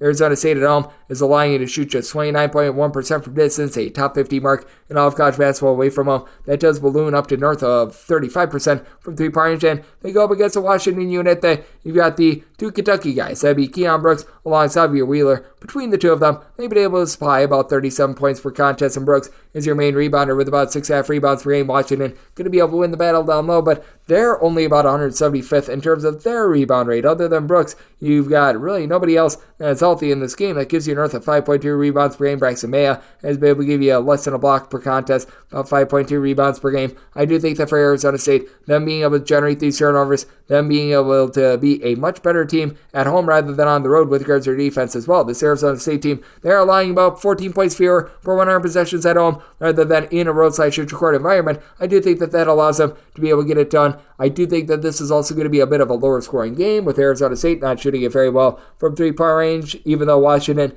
is a top 30 team with regards to total possessions per game, set by total 152.5, diving under, and my DK Network write-up that is on Arizona State. When you read it, it's going to read plus 2.5. I do like them outright on the money line. 8-17, 8-18 on the betting board. UC Riverside is going to be playing against UC San Diego. San Diego is a 3-point road favorite with your total between 139 and 140. Made UC San Diego a 4.5-point favorite. So, circumstance where I'm going to be willing to lay the number with Riverside. They just have been getting cash on defense all season long. Outside the top 240 with regards to points allowed on a per possession basis, and for Riverside, they really get destroyed from the outside. At home, they're allowing opponents to shoot 36.9% from 3-point range, and on the flip side, for UC San Diego, you've got a guy in Bryce Pope that's able to take full advantage of it. Bryce Pope has been able to give you about 17 points per game, not necessarily like the world's greatest facilitator or anything like that, but does a solid job of being able to keep the offense moving. Coupled with that, you've got Tyler McGee, who's come in ever since he was with an injury towards the beginning part of the season. He has been absolutely explosive with about 15 plus points per contest for a San Diego team that they are outside the top 125 with regards to rebound rate. They don't have a single guy on the roster that's able to give you north of 6 rebounds per game, but Emmanuel Shaminga is a true 7-footer that comes in from UC Irvine. He's able to affect a lot of shots down low, and then you've also got on the flip side for UC Riverside a pair of guys that are able to do a nice job being able to dish out the ball. Isaiah Moses along with Brandon Hardress, they've been able to combine for about 24.5 points, 8.5 assists, and about 2.2 steals per game, while shooting a combined about 33% from the outside. For Riverside, one thing they've done a very good job of is not turn the ball over. 9.9 times per game is the amount that they turn it over, but they're 39.1% field goal shooting percentage. That is in the bottom 50 in all of college basketball. This team has only one guy that gives you north of 4 rebounds per game as well. That'd be Kyle Owens, gives you 9 points, 5.3 rebounds per game. Riverside, pretty brutal on the glass. You've been able to get a little bit more scoring, 8.5 points per contest, and a 3-point shooting percentage of only about 30%. Nate Pickens, he's been able to pick it up a little bit recently, but for UC San Diego, I do think that with them being a top 125 team with regards to points scored on a per possession basis, they too only turn the ball over about 9 times per contest, shoot more around 35.5% from 3-point range. They find a way to be able to get this one done against a Riverside team that at home, they just really don't get a lot of boost with regards to their defense. It is a Riverside team that as well has been just very sporadic and inconsistent in terms of their offense. As this bunch, they have scored 70 points or fewer, and now all but 3 out of their last 12 games. And for this UC San Diego team, they stepped it up with their defense as well, giving up fewer than 70 points in 3 out of the last 4 games that did not go to overtime for them. So, circumstance where I'm going to be willing to lay the number with UC San Diego, and with this total, I did set mine at a 136 after Riverside. Just doesn't do enough to be able to hit shots to be able to take this total over. So, looking under and looking to lay it with UC San Diego. 819, 820 on the betting board. Long Beach 8 plays us to Cal State Bakersfield. Meet for the Roadrunners, who are an 11-point underdog, and your total on this game is 145, and I did set Bakersfield as an 11.5-point underdog. Here at the 11,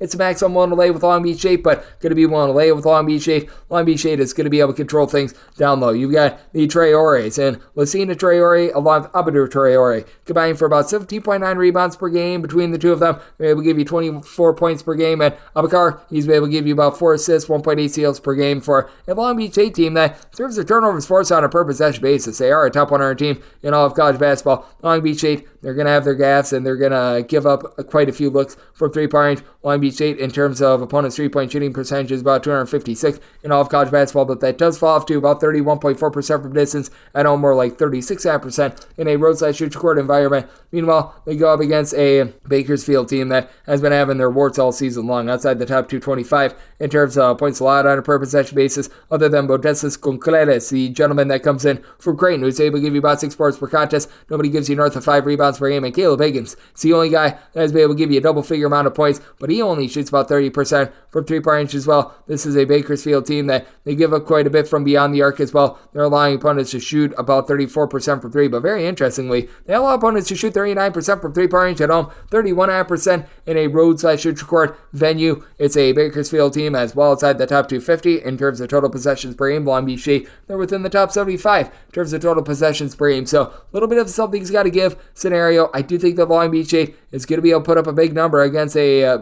Cal State Bakersfield team that, despite the fact that they've been playing slowly, they have not been able to do a good job with their defense. They have given up at least 70 points in 5 out of their last 6 games, and the last game these two teams played went to overtime. It was 70-70 going into overtime, but did go over in the end, and I do think the Long Beach State going to avenge that overtime loss that we saw earlier in the month as Bakersfield in that game shot 11-20 from three-point range. I don't think Lightning surged twice. I set Long Beach State as an 11.5 point favorite, willing to lay the 11, and with this total, set mine at a 145.5, so you're at the 145. I'm going to be going over as well. 821, 822 on the betting board. Gotta say Fullerton plays those Cal Poly. Cal Poly is an underdog of 9.5 points. Your total on this game between 130.5 and 132. I set Cal Poly as an underdog of 13 points. Going to be one to lay with Fullerton. This is just really speaking to how bad Cal Poly is, because I am not in on this Fullerton team at all. Fullerton, their forte last season was being able to play good defense. They're outside the top 175 in terms of opponents' three-point shooting percentage. In terms of their points allowed on a per possession basis, the team has not been cutting it the way that they have in past years as well. They're about 189th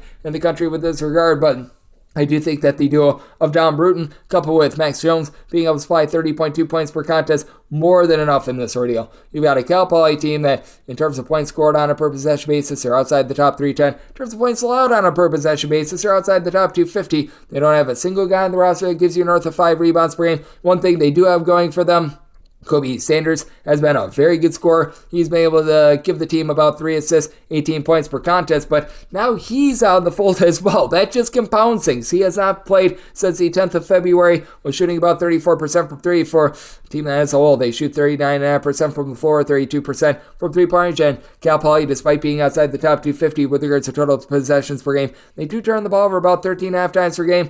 Cal Poly has given up at least 77 points in each of the last 3 games that they have played. Meanwhile, they have scored fewer than 70 points in each out of the last 5, and as a matter of fact, for Cal Poly, this team has been able to get past the 70-point plateau just once in their last 11 games, while Fullerton has been relatively rough with regards to their offense as well. At the very least, they've gotten to at least 68 points in 4 of their last 5 games. And for Fullerton, the 12.8 turnovers per game, a little bit rough, but now you've been able to get a little bit more of Grayson Carper, who's able to shoot about 39% from 3, 7 points per contest. So, circumstance where I do think that Fullerton going to take it to Cal Poly. Set Cal Poly as a 13-point underdog, willing to lay it with Fullerton, and maybe my total 131. Here at the 130.5, going to be one to go over, as I do think that Fullerton does a lot of the damage by themselves on offense. So look it over and willing to lay it with Fullerton. 823, 824 on the betting board. UC Davis is on the road. They're facing off against CSUN. Cal State Northridge is a favorite of a point. Total on this game, it is 149, and I'm going to be taking a look at UC Davis outright on the money line. I did set them as a 2.5 point favorite. UC Davis is going to have the best player out there on the floor, and that would be Elijah Pepper.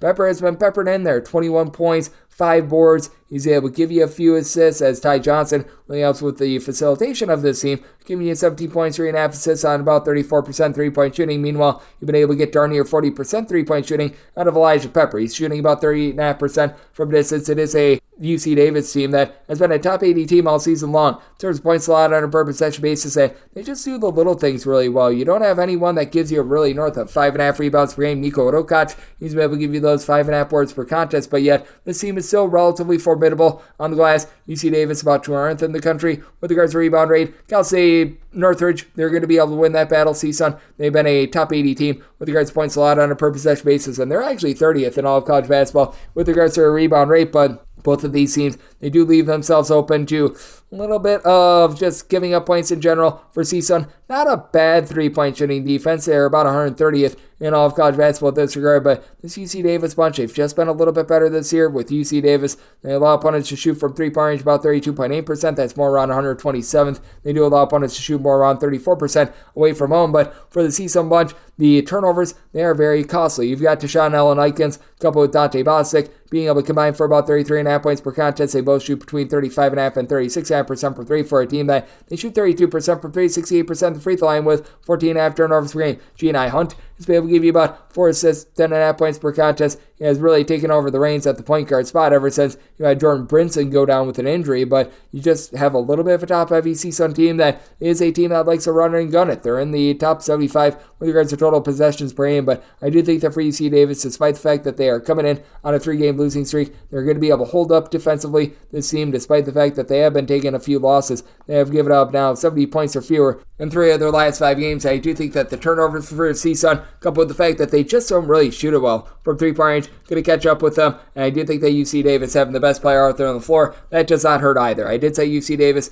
as a favorite of 2.5 points. I'm going to be looking at them outright on the money line. And with regards to the total, I did set mine at a 148.5. I do think that you get a pretty good amount of scoring. CSUN is a top 75 team with regards to points scored on a per possession basis, but these are two relatively strong defenses, and in the case of CSUN, not necessarily a great three-point shooting team. So going to be taking a look at the under and UC Davis on the money line. 825, 826 on the card. It is Cal. They're going to be playing us to Oregon State. Oregon State is an underdog of 9.5 points. Your total on this game is between 138.5 and 140, and with Cal, I did set them as an 8.5 point favorite. So circumstance where I'm going to be one, take north of 9 with Oregon State. Now with Oregon State, buyer beware. They are giving up north of 17 points more per 100 possessions away from home rather than at home. With regards to their defense and their offense away from home, it has been a train wreck, but you still do have Jordan Pope, and Jordan Pope gives you 17 points, 3.5 assists, shooting 37% from three. Change the P to H because he does give this Oregon State team hope, and that's the only thing that they've got going for them right now is you got Taylor Bladue, Michael Rataj,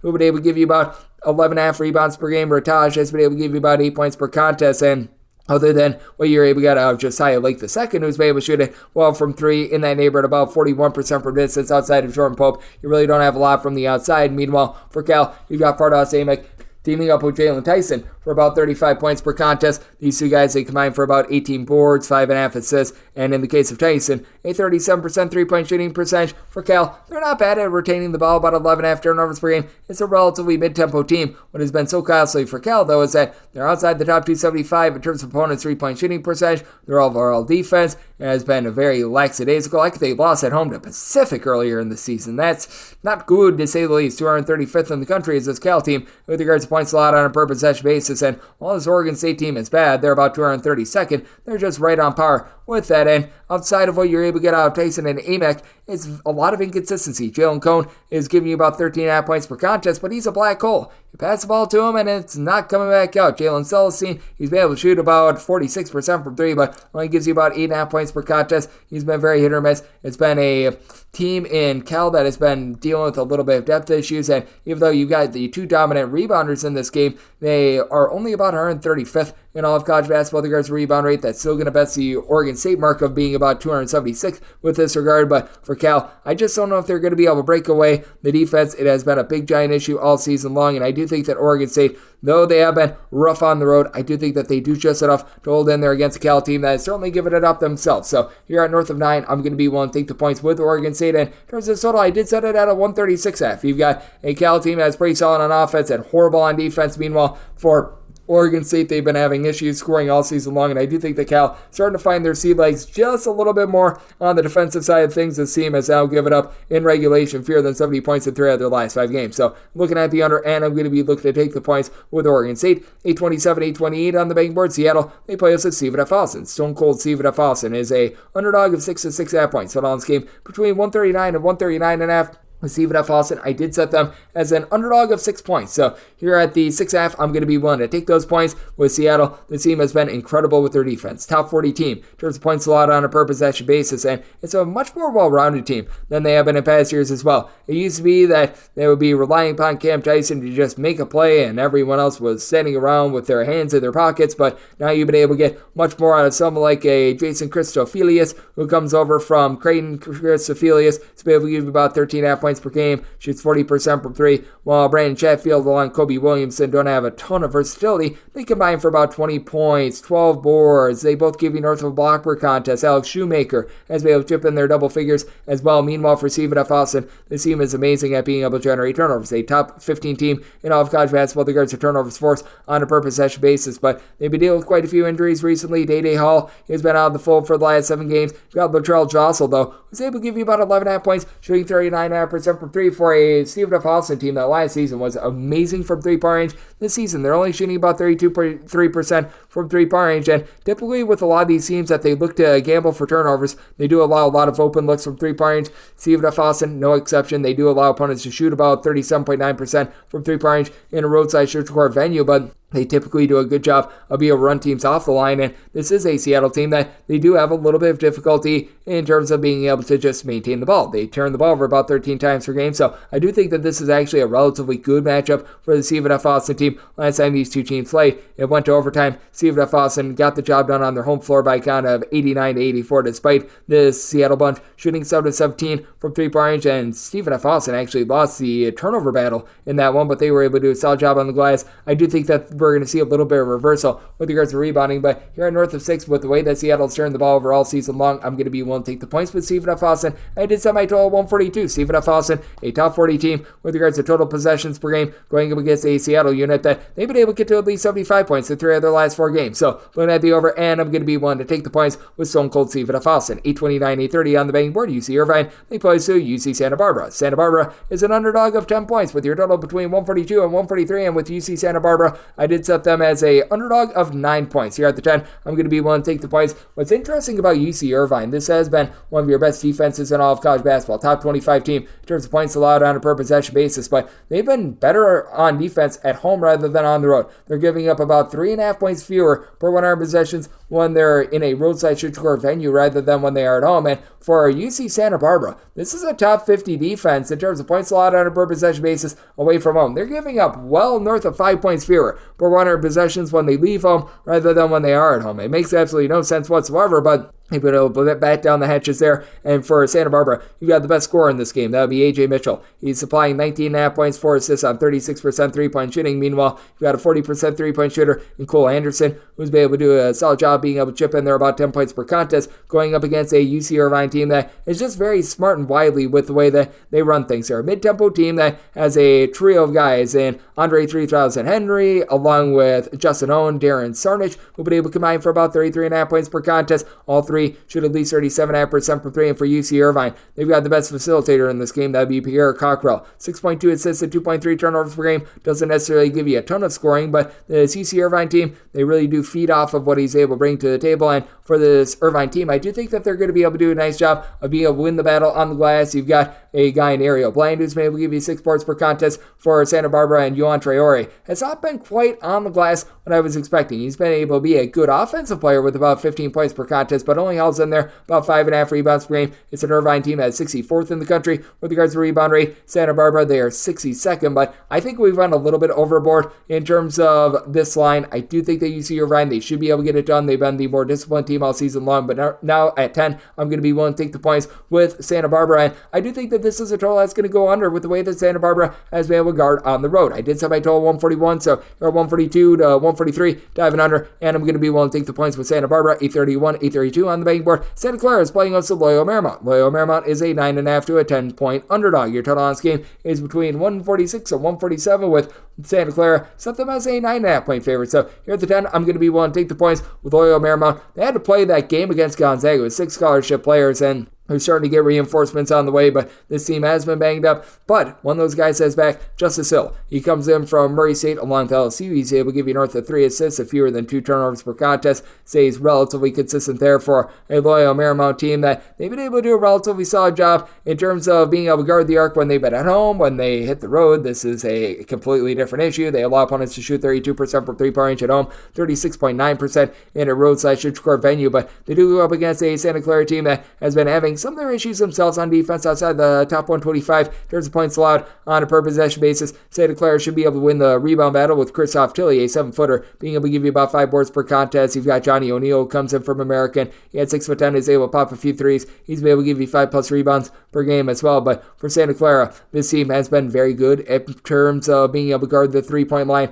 They're allowing opponents to shoot only about 31.5% from distance, but it's not like they've been some sort of an amazing flamethrower from 3-point range as well. Adama Ball, he's been able to shoot about 41% from 3-point range. He's shipping in their double figures. Carlos Marshall, he's been able to do a solid job. He's giving you about 13 points per contest as well. But Santa Clara, it's been a little bit up and down in terms of their offense. They're going against a Loyola Marymount team that has been getting pasted recently. They have lost 6 straight games. Some of these games have been close. Some of these games have been, well, anything but close. But for Santa Clara, this team has been all over the place in terms of their offense as well. This has been a team that has failed to get past the 70-point plateau in 2 of their last 4 games, but defense is really stepping it up. They've now given up 71 points or fewer in each of their last 4 games, and If you want to expand it a little bit further, this team has given up 71 points or fewer in all but 3 out of their last 8 games. So I do think that things are going to be a little bit more controlled against the Loyola Marymount team that's currently dealing with some ailments, and they have been overall for the season well outside the top 225 in terms of total possessions per game. So made my total 145.5, diving under, and at 10, that is my value point on Loyola Marymount. 833, 834 on the betting board. It is Arizona playing us to Washington State. Washington State is an underdog of 12 to 12.5 points. Total on this game is anywhere between 150.5 and 151.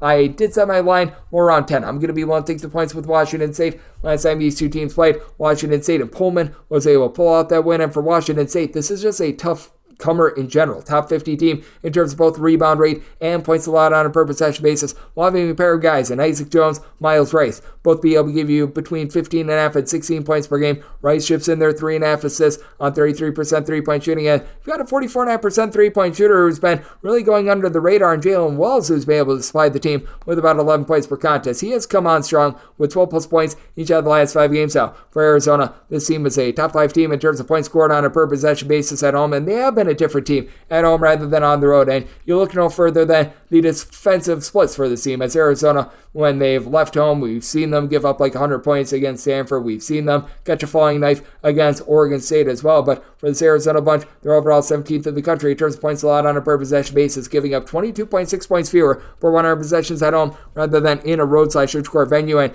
you got Caleb Love giving the love, 19 points, 5 boards, 3 assists, shooting in the mid-30s from 3-point range. Well, you've got a trio of guys, Kylan Boswell, Pell Larson, Keshad Johnson, all shooting at least 37% from 3. Johnson has been good down low with 6 rebounds per game. Umar Bello is the main rebounder with about 10 boards per contest for an Arizona team that is number 1 in all of college basketball with regards to rebound rate, but they now have to go up against a Washington State team that they have been absolutely tremendous with their defense recently. 65 points or fewer surrendered in each of their last 4 games. And for that matter, they have allowed one opponent to be able to exceed the 70-point plateau in regulation because they played a few overtime games in their last 8. I do think that Washington State is going to be able to do a relatively solid job holding up on defense, but this Arizona team, they just get points at will when they're at home. They just play super duper up tempo. Last time these two teams played, it was a 73-70 game, but I do anticipate Arizona shooting better than 7-24 from 3, and they still got 72 field goal attempts in that game as well. So I do think that there's going to be enough possessions for an over. Set my total 152, but I think Washington State holds in there. Set my line at 10. So taking the over and the points with Washington State. This is the last game on the normal Las Vegas betting board before we hit the extra games. 8:35, 8:36. Oregon is ready to face off against Stanford. Stanford between a pick'em to a 1-point favorite. Your total is between 149.5 and 150.5. I just can't do it with a Jared Haas coach team. I set Oregon as a 2-point favorite. I'm going to be willing to take them on the money line. And Folly Dante has been able to come back and restore some order down low for an Oregon team that has been outside the top 125 in terms of points allowed on a per possession basis away from home. Dante is able to give you 15 points, 8.2 rebounds per game. Now, for Oregon, the biggest issue that you do have with them is their 3-point shooting defense away from home. Oregon at home, they allow you to shoot just 30.7% from 3, 38.5% away from home, and Stanford is shooting north of 42.5% from 3-point range when they are away from home, but their main facilitator in Jaron Bynum, he has been dealing with an injury the last few weeks. They've tried to trot him out there last few games. It just hasn't really worked out well. He just has not been able to stay out there on the floor, so that's been an issue. Maximilian Radon, he's able to give you 15.7 boards, but he's the only guy for Stanford that gives you north of 4.5 rebounds per game. Stanford well outside the top 150 with regards to rebound rate. Now, I will say, they've got out of their top 6 scorers, all but 2 of them shooting at least 39.5% from 3, and every one of them does shoot at least 35.5% per distance. I like Cannon Carlisle. He's able to bring to the table 12.5 points per contest, but he's been falling off a little bit recently as well. For Oregon, I like the backcourt that you've got for this team as well. Jackson Shellstead, he's been able to pair up very well to Jermaine Cuisard. These 2 guys, they combine to be able to give you about 27 points per contest, shoot about 35.5% from 3 for an Oregon team that they only turn the ball over about 10.5 times per contest. And with Oregon, they're a much more stable team home to road. They've got their splits of their own, but Oregon is overall scoring only about 4.9 points fewer per 100 possessions when they leave home rather than when they are at home. And for the Stanford team, I just think that they lack the discipline to be able to get it done. And while Oregon is certainly giving it up from 3-point range, Stanford, they do so as well. Stanford is allowing opponents to shoot from 3-point range 34.8%. So I do think that Oregon is going to be able to go on the road, get the job done in a game where we're going to see a lot of made threes. Center Oregon is a 2-point favorite, taking a look at them on the money line. Set by total 152, so also looking over. Now we hit the extra games. The normal betting board picks are complete, but there are some extra games today, so we go into the bonus. 306-519, 306-520. Maine is going to be playing us at UMBC, and UMBC is an underdog of 5.5 points. So on this game, it's 152.5. Did set my total at a 150.5. I'm going to be taking a look at the under with UMBC. The squad has been ghastly in terms of their defense outside the top 225 with regards to points allowed on a per possession basis. But if there is one thing that UMBC has done an okay job of, it's been being able to guard the three-point arc. They're 84th in the country with this regard. Opponents away from home, they're only shooting about 30.5% from distance. And this is a main team that they only shoot about 31% from three-point range, but they do a nice job of being able to generate turnovers, as Kellen Tynes last season led all of college basketball with regards to steals on a per-game basis. And this season, he's been solid. He's been able to give the team about 13 points, throws in there about 3 assists per contest. He has been a do-it-all sort of player for this team, and it's a Maine team that they themselves do a good job taking care of the ball, about 11.5 turnovers per game. Now, Maine is well outside the top 250 with regards to rebound rate. Peter Filipovsky, he's been able to give you 7.5 rebounds per game, only guy in the roster that gives you north of 4.5 rebounds per game. But for UMBC, really, other than what you've been able to get out of Deion Brown, who's been able to give you 19 points, 7.5 rebounds per game, had a lot of consistency down low. Max Lucero Lloyd, who comes in from Penn, he's been a little bit better recently. He's been able to give the team now about 5.5 boards, 6.5 points per game, and he's been able to supply the team with at least 9 points in 4 of the last 5 games. UMBC, they overall do shoot 37% from three-point range, but this Maine bunch, they do a nice job of being able to generate those turnovers, and for Maine, they allow you to shoot just 26.9% from three-point range. I do think that Maine takes away the three ball from a UMBC team that does turn the ball over about 13.5 times per contest, and this just reads to me like a bad matchup. I set Maine as an 8.5 point favorite, going to be willing to lay the number, and did set my total at a 150.5, so diving under to go along with Maine. 306-521, 306-522. UMass Lowell is going to be playing us Binghamton. Binghamton finds themselves as an underdog of 9.5 points. Your total on this game is 143.5. With Binghamton, I set them as an underdog of 10 points. So you're at the 9.5. I'm going to be willing to lay with UMass Lowell. UMass Lowell has been a top 25 team in the country with regards to rebound rate. This despite the fact that Abdul Kareem Koulibaly, their top rebounder from a season ago, he has been dealing with injuries all season long, but you've got Andy Hakeem. He's been very versatile, 5.3 assists, 15.5 points, 1.8 steals per game for a UMass Lowell team that overall they're shooting 32% from 3. They are turning the ball over about 13 times per contest, and for UMass Lowell last season, this was a team that was very much cranking up the tempo, and not that they're some sort of a snail this year, but they're about 70th in the country with regards to total possessions per game. That's a little bit lower than they were a season ago, going up against a Binghamton team that they're looking to stick you in the mud a little bit more. 224th in the country with regards to total possessions per game, and they're going to have the most versatile player out there on the floor. That'd be Samir Torrance. Torrance has done a nice job being able to supply 8 points, 7.3 assists, 6 boards per contest, shoots about 32.5% from 3, but the way that you need to take down this UMass Lowell team is by being able to make your shots. The team is shooting 28.5% from three-point range, going up against a UMass Lowell team that, with regards to their perimeter defense, they are allowing opponents to shoot from three-point range only 28.8%, but that does expand to about 35.5% from three-point range at home. You've got Timo Chenery, who's been able to give you 14.5 points per contest, and to the credit of Binghamton, you've got out of your top 6 scorers, all but one of them giving you at least 4.3 rebounds per game. Binghamton, a top 125 team with regards to rebound rate. UMass Lowell is just a little bit better with Max Brooks being able to give you about 2 blocks, 7.5 rebounds per game, and then you've got a 44% three-point shooter in Cam Morris, who's been able to do a nice job being able to supply 11.5 points per contest, has been highly consistent with 8+ points each out of the last 6 games, and I do think that for UMass Lowell, their overall shot making is going to lead them to victory over a Binghamton team that has been solid on the glass, but has not been so great with regards to their overall defense recently, as they've given up 70+ each out of their last 3 games, going up against a UMass Lowell team that overall has been able to do a nice job holding down the fort. So this is a circumstance where I did set my total at a 142. I'm going to be willing to take a look at the under in the spot, and with UMass Lowell, willing to lay up to 9.5 with them. 306-523, 306-524. Bellarmine, they play us at Central Arkansas. Central Arkansas is an underdog of 3.5 points. So on this game between 141 and 142, and I did set Bellarmine as a favorite of 5.5 points. I'm going to be willing to lay the number for Bellarmine. It's been a no good, very bad, terrible year. They're outside the top 250 in terms of both points scored and points allowed on a per possession basis, but same for Central Arkansas. In Central Arkansas, their top scorer in Cameron Hunter, he has not been able to get out there on the floor all season long, which means that Tucker Anderson, Elias Cato, they've had to headline the team with a combined about 25 points, 10 boards. You've got both guys shooting north of 36.5% from three-point range, and This Bellarmine team from three-point range, they've been very leaky with regards to their opponent's three-point shooting percentage. Bellarmine, they allow you to shoot 36.3% from three-point range at home, but Central Arkansas gives you all sorts of opportunities to be able to bomb it from three as well. They're 353rd in the country in terms of opponent's three-point shooting percentage. You've got someone down low at Ayabang Itom, who's been able to give you about 7.5 rebounds per game. He should be the best rebounder in this game, but on the flip side, you've got Langston Hampton, who's been able to do a solid job for Bellarmine with about 7 boards per contest, and then Bash Weiland along Ben Johnson. They've been able to combine for 26.5 points per contest. Weiland is only shooting 24% from three-point range, but he was dealing with an injury towards the beginning part of conference play, and he's been able to pick up some fire recently. 17-plus points in 4 of the team's last 5 games. You've got a Central Arkansas team that they're just lacking pretty much everything at this point. For Central Arkansas, the squad has given up at least 73 points in 4 out of their last 5 games. Meanwhile, it is a Bellarmine team that they just have not been able to guard the way that they have in past years as well. 75-plus surrendered in 4 of their last 5 games, even though Bellarmine outside the top 275 in terms of total possessions per game.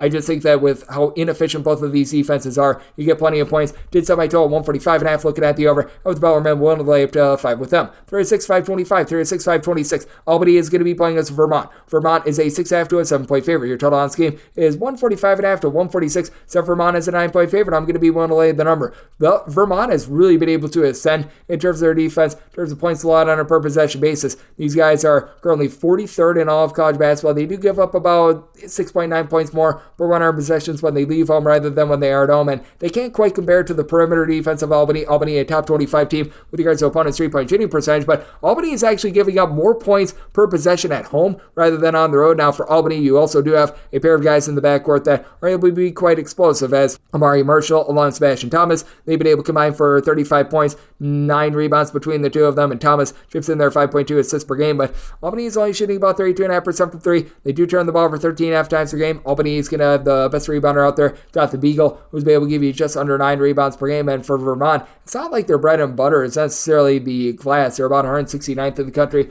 with regards to their rebound rate. You've really got one guy on the roster that's able to give you north of 5 rebounds per game. That'd be Shamir Bogues, but you've got a Vermont team that they just execute their style. They are in the top 20 with regards to fewest turnovers on a per possession basis. They shoot about 34.5% from 3, but everyone out there on the floor, they're able to pop it from three-point range. You've got a bunch of guys like a Tyler Hurley, Ilero, Ayo Fale. They are able to shoot about 36.5% from three-point range. Like, nobody on this roster shoots above 37% from 3, but darn near nobody shoots below 32% from distance. It's absolutely insane. TJ Long has been able to give you about 11.5 points per contest. This Vermont team has just been able to do an absolutely impeccable job in terms of their defense. They have now given up fewer than 63 points in all but 1 out of their last 8 games in regulation. Last time these two teams played, Albany was only able to get to 59 points, and Albany, they've been able to get to at least 75 points in 3 out of their 4 games ever since then. This Vermont team just has an innate ability to stick you in the mud, and I do think that they're going to be able to do so here now. I do think that we're going to see a higher total on this one. I did set my total at a 147, as you did see Vermont the first time around be able to get past the 80-point plateau as well. So this is a bunch that has been able to do a solid job cranking up their offense. Matt Ferrato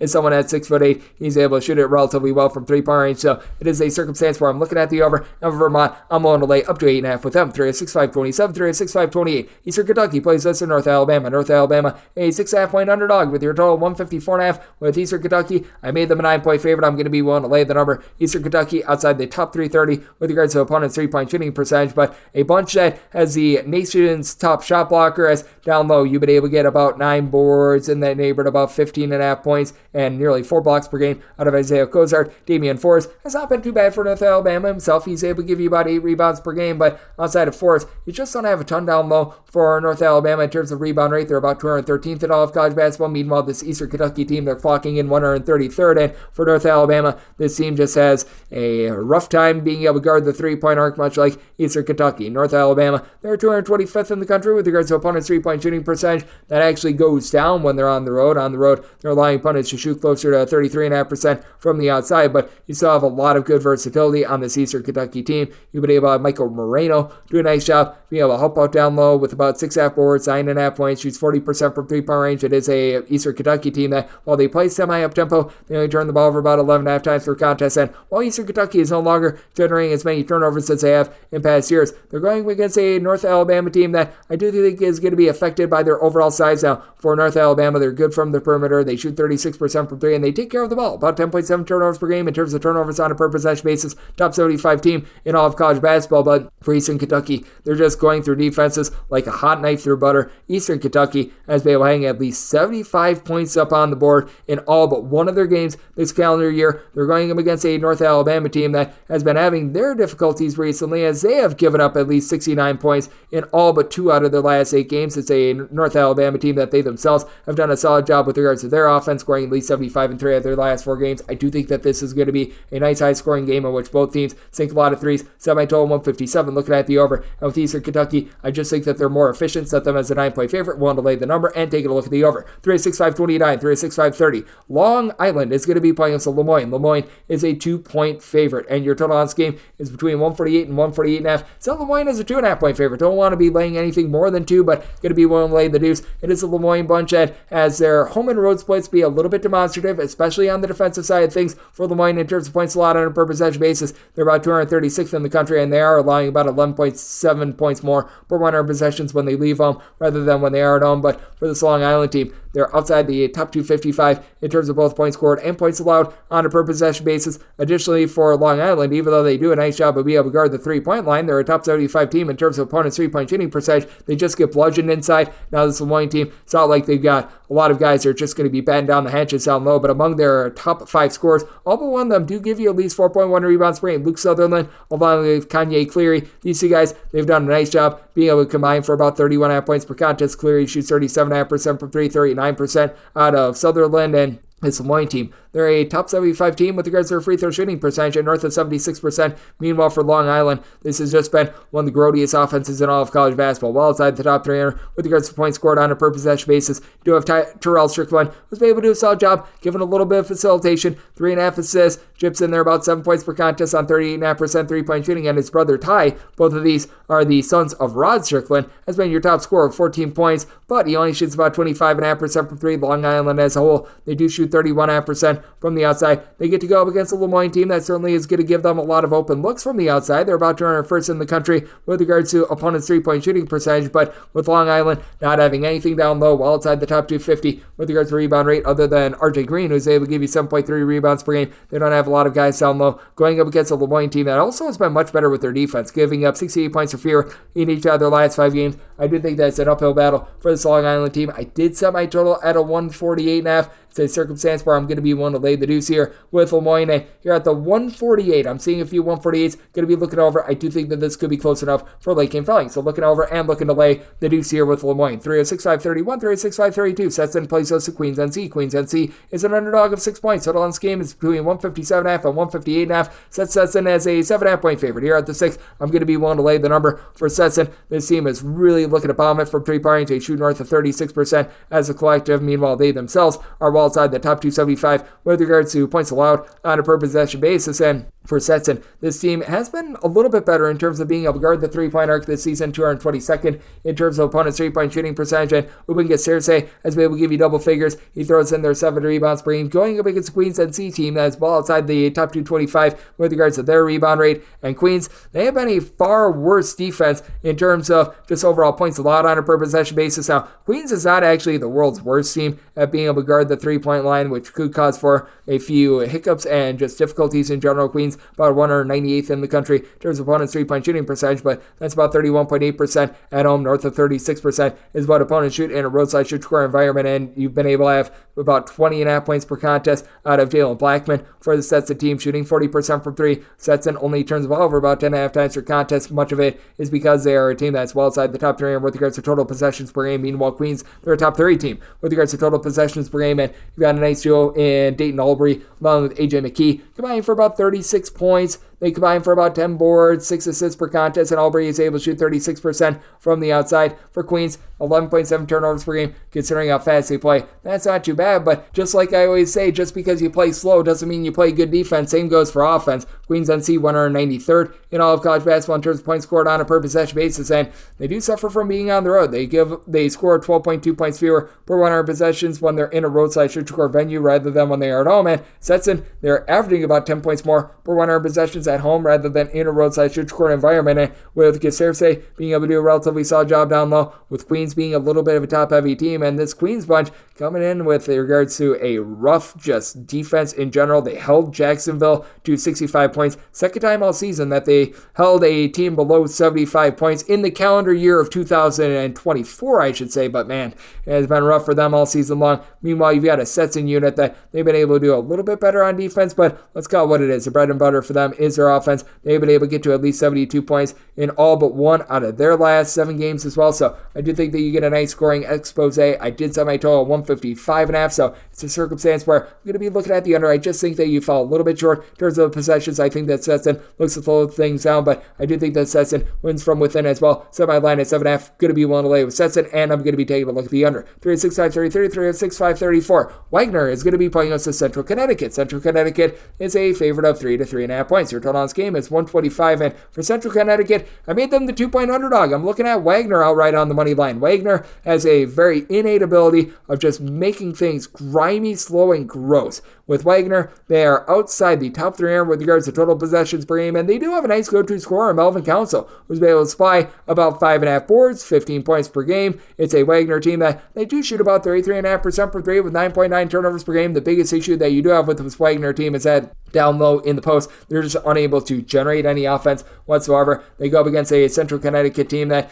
has been having their difficulties with regards to defense all season long. They're well outside the top 225 in terms of opponents' 3-point shooting percentage. I will say for Central Connecticut, the defense really does travel. They only give up about 1.8 points more per 100 possessions in a roadside shoot-score environment rather than at home. And for Central Connecticut, they have upgraded to about 88th in the country in terms of points allowed on a per possession basis. Wagner, they're right on par with that, being 91st in all of college basketball. And for Wagner, they have a deal with some guys down low being out due to injury, but Javier Esquera, he's been able to do a nice job being able to give out about 4.5 assists to 2 turnovers per contest. Meanwhile, on the flip side, it's a Central Connecticut team that has Alan Jean Rose, who's been able to do a nice job really running this offense in so many different ways. 15 points, 5 boards, shoots 35% from 3-point range, while Jordan Jones also shoots 35% from the outside with 13 points per contest. But I do think that Wagner going to be able to do a relatively solid job from the perimeter in terms of opponent's 3-point shooting percentage against this Wagner team. They're only allowing you to shoot about 30.5% per 3. That drops all the way to 28% when they're at home. And I do think that with Central Connecticut allowing for a few more open threes, that's going to allow Wagner to be able to get the job done in what I think is going to be a very low-scoring slog. I did set my total at 126. I think that at 125, we've gone a little bit too far. These are slow teams, but at the very least, both of these teams,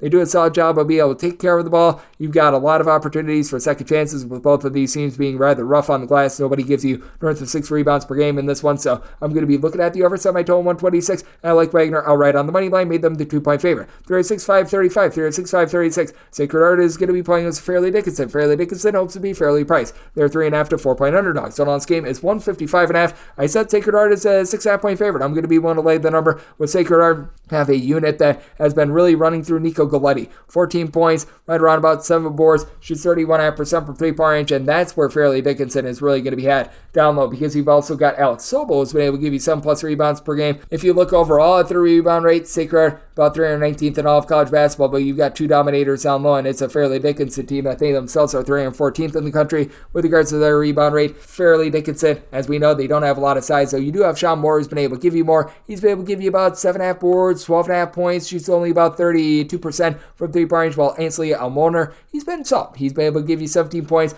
little bit of a do-it-all gadget guy who's able to give you about 5.5 boards, shooting 40% from 3-point range for a Fairleigh Dickinson team that overall they're shooting 33.5% from 3-point range, but Fairleigh Dickinson is going to be absolutely cooked from the perimeter. 325th in all of college basketball regards opponents' 3-point shooting percentage. Interestingly, they allow opponents to shoot 39% from 3-point range at home. This drops to about 34.5% when they're away from home. And for Sacred Heart, they allow opponents to shoot only about 38.5% from three-point range at home. Fairleigh Dickinson does a fairly okay job of being able to take care of the ball, 12.5 turnovers per game, considering they're a top 75 team with regards to total possessions per game. Not bad there, but like the way that Sacred Heart has been playing defense as well, 72 points of fear surrender in 4 of their last 5 games, going up against the Fairleigh Dickinson team that have given up at least 71 in 4 of their last 5 games, so the offense has been a little bit more prolific as well. So it's a good old situation of something's got to give. Set Sacred Heart as a 6.5 point favorite, one to lay it, and I do sense Sacred Heart starting to slow down their tempo a little bit. As a result, made my total 154.5, so also looking under. 306, 537, 306, 538. Merrimack is going to be playing against the St. Francis of Pennsylvania. St. Francis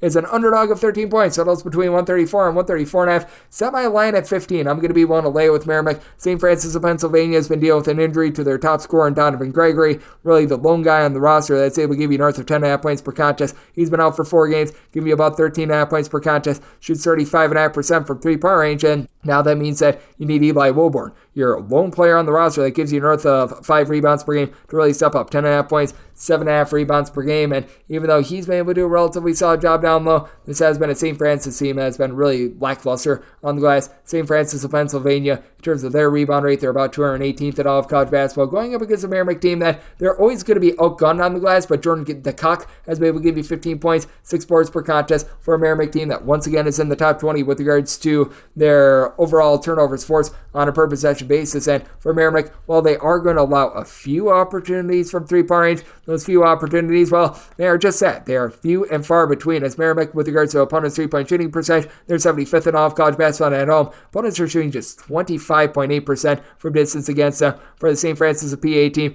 you've been able to have Mr. Rosenberger shoot 33% from 3, as Bobby Rosenberger has been able to chip in there about 9.5 points per contest, but with St. Francis turning the ball over 13.5 times per contest, with Merrimack absolutely bearing down with regards to their turnovers, and Merrimack in regulation having given up 68 points of fear in each of the last 4 games. That excludes the overtime game against Long Island. I do think that they're going to have prosperity against a St. Francis of Pennsylvania team that has been having big time issues being able to score ever since Cam Gregory has come out of the fold. So did somebody total 129, diving in on the under, and I'm willing to lay up to 14.5 here with Merrimack. 306, 539, 306, 540. New Hampshire plays us at NJIT. NJIT a 10.5 to an 11-point underdog with your total between 143.5 and 144. And with NJIT, I did set them as an underdog of 12.5 points. I'm going to be willing to lay with New Hampshire. New Hampshire is a top 30 team with regards to total possessions per game, and they also have by far the best player in this game, and his name is Clarence Daniels. He's been able to give this New Hampshire team 20 points, 9.5 boards, chipped in there a little bit over a seal, and 40% three-point shooting for a New Hampshire team that has been a top 25 team in terms of opponents' three-point shooting percentage all season long. Meanwhile, NJIT, they are not that. NJIT, away from home, is allowing opponents to shoot 41.2% from three-point range. You've been able to get good production down low out of Jackson Baker as well for this New Hampshire team with about 6.5 rebounds per game. And then Ahmad Robinson, he's really the floor general for the team. 15 points, 5 boards, 4.5 assists. Doesn't necessarily pop it well from 3 points, but that's why you've got Trey Woodyard, who's been able to shoot in that neighborhood about 38% for 3 points. He's been a little bit in and out of the fold, but even if he misses this game, NJIT just does not have enough to maintain. You've got Elijah Buchanan, Tariq Francois, who have been able to combine for about 26 points per game. Francois has been able to shoot about 35% from 3, but NJIT, they're a bottom 50 team with regards to their three-point shooting percentage, shooting just 30.4% from distance. Also for NJIT, they just don't have any sort of advantage on the glass. They're 27th in all of college basketball with regards to rebound rate. While New Hampshire is not beastly on the glass, they're more around 254th, and with this NJIT team having to go up against someone like Daniels, I do think that is really going to be hurting them, and it's a NJIT team that just has not been able to find their offense. 66 points or fewer in 4 of the last 5 games. Meanwhile, you've got a New Hampshire bunch that they've been able to bear down with their defense. 73 points or fewer surrendered in 3 of their last 4 games. I do think the New Hampshire is essentially going to stick this NJIT team in the mud, while they themselves, with their up-tempo style, they're going to be able to get enough points to be able to cash this over for you. I did set my total 146.5. I think that they carve up this NJIT defense, so looking at the over, and with New Hampshire, going to be willing to lay the number, set them as a 12.5 point favorite. 306, 541, 306, 542. Florida Gulf Coast, they play us Kennesaw State. We give our auto lane Kiffin Go Owls as Kennesaw State is an underdog of 3 points. 153 to 154 is your total line. I did set my line at 3.5. 3 is max. I'm going to be one to lay, but I'm going to be one to lay it. Kennesaw State has just been very, very shaky with their three-point shooting defense, and let's call it what it is. Both of these teams have had big-time issues being able to guard the three-point line. Kennesaw State 330th in all of college basketball with regards to opponents' three-point shooting percentage, and Florida Gulf Coast 323rd. And for Florida Gulf Coast at home, they do allow opponents to shoot 37.3% from distance, but this is a Kennesaw State team that, while they've been improving a little bit with their three-point shooting, it's been rough for them this season in comparison to last year. You've got Tyrell Burden, Simeon Kodal, who've been able to combine for about 32.5 points per contest. Burden gives you 6.3 assists per game, and honestly, 11.8 turnovers per game, considering Kennesaw State is a top 5 team with regards to total possessions per game. That's not bad, but among their top 3 scorers, nobody shoots above 32% from three-point. You do have Devin Robinson, who's been able to give you about 7.5 rebounds per game. He's the only guy on the roster, though, that does give you north of 5.5 rebounds per game. Dunk City, not necessarily an amazing rebounding team, but you've got Keyshawn Kelman along Zach Anderson being able to combine for about 12 boards, and Anderson is able to shoot about 48% from three-point range, just a 6'7", a little bit of a do-it-all sort of player. Kennesaw State also not having a good time of it on the glass, 256th in all of college basketball with regards to reebound rate, and that's where Dunk City is really going to be able to take hold in this game. They're 95th in the country with this regard. They have to deal with Isaiah Thompson being in and out of the fold all season long, and he just has not looked like himself recently. A combined 9 points in the last 2 games, but you've been able to get some relatively good production out of Dallin Johnson. In the meantime, Dallin Johnson, he overall for the season is averaging about 10.5 points per contest, but has been able to get past the 9-point plateau in each of the last 5 games. Overall for the season, has been shooting in that pocket about 38.5% from three-point for a Dunk City team that they only turn the ball over about 11.5 times per contest. So I do think that you're going to have a lot of clean flowing offense. I do think that Florida Gulf Coast going to do a nice job controlling things inside, and Florida Gulf Coast, they're well outside the top 275 with regards to total possessions per game. I do think that they slow things down, and I do think that they get it done. Semi-total 153.5. I'm seeing a 155 going on out there as well. Between a 153 and a 155, I'd rather take the 155 under. So looking under, and with Florida Gulf Coast, one lay up to 3 with them, and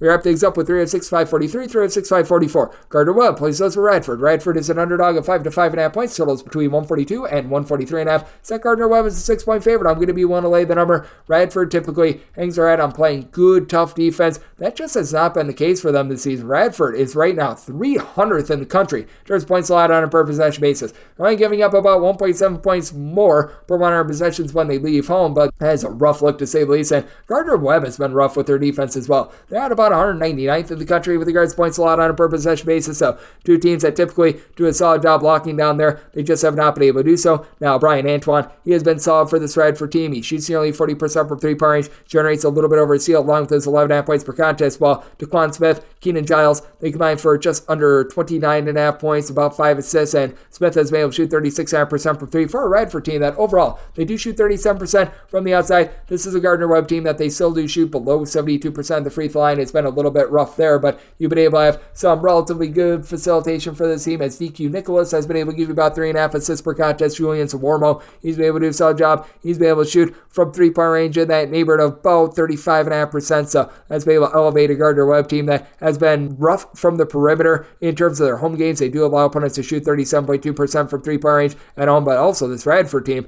they allow opponents to shoot about 34.5% from three-point range when they leave home as well. And other than Justin Archer, who's able to give you about 7.5 rebounds per game, it's been not so great for them on the glass. Both of these teams do have their warts with regards to their rebounding. Gardner Webb, in terms of their rebound rate, currently they're clocking in about 209th in all of college basketball. Meanwhile, this is a Radford team that's about 243rd in the country with this regard, and this has been a Radford team that just has not been the same team when they've been away from home. Radford, in terms of points scored on a per possession basis, they're seeing a drop off of about 7.5 points per 100 possessions. Meanwhile, for Gardner Webb, they have been very much feasting on the fact that they are at home with regards to their offense. They've been able to elevate by about 3.5 points more per 100 possessions at home. I do think that Gardner Webb, just with their overall versatility and with the way that Radford just has not been able to do a good job on the interior, while you've got someone that's able to give you about 14 points, 6.5 boards, in Caleb Robinson, who's able to check all the boxes, that's going to allow Gardner Webb to be able to get it done at home. Semi-line at 6, I'm going to be one to lay with Gardner Webb, and did semi-total 142. Both of these teams have been rough with their defense, but I do think that they get back to their roots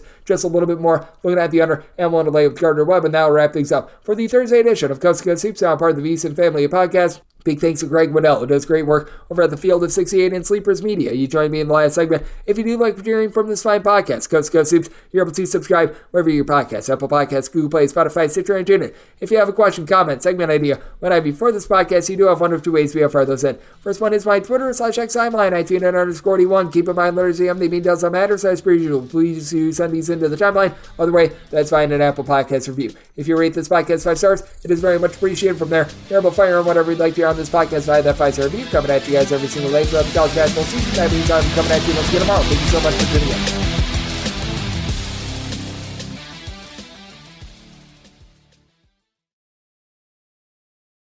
If your job at a healthcare facility includes disinfecting against viruses, you know prevention is the best medicine, and maintaining healthy spaces starts with a healthy cleaning routine. Grainger's world-class supply chain helps ensure you have the quality products you need when you need them, from disinfectants and cleaning supplies to personal protective equipment, so you can help deliver a clean bill of health. Call 1-800-GRAINGER, click Grainger.com, or just stop by. Grainger, for the ones who get it done.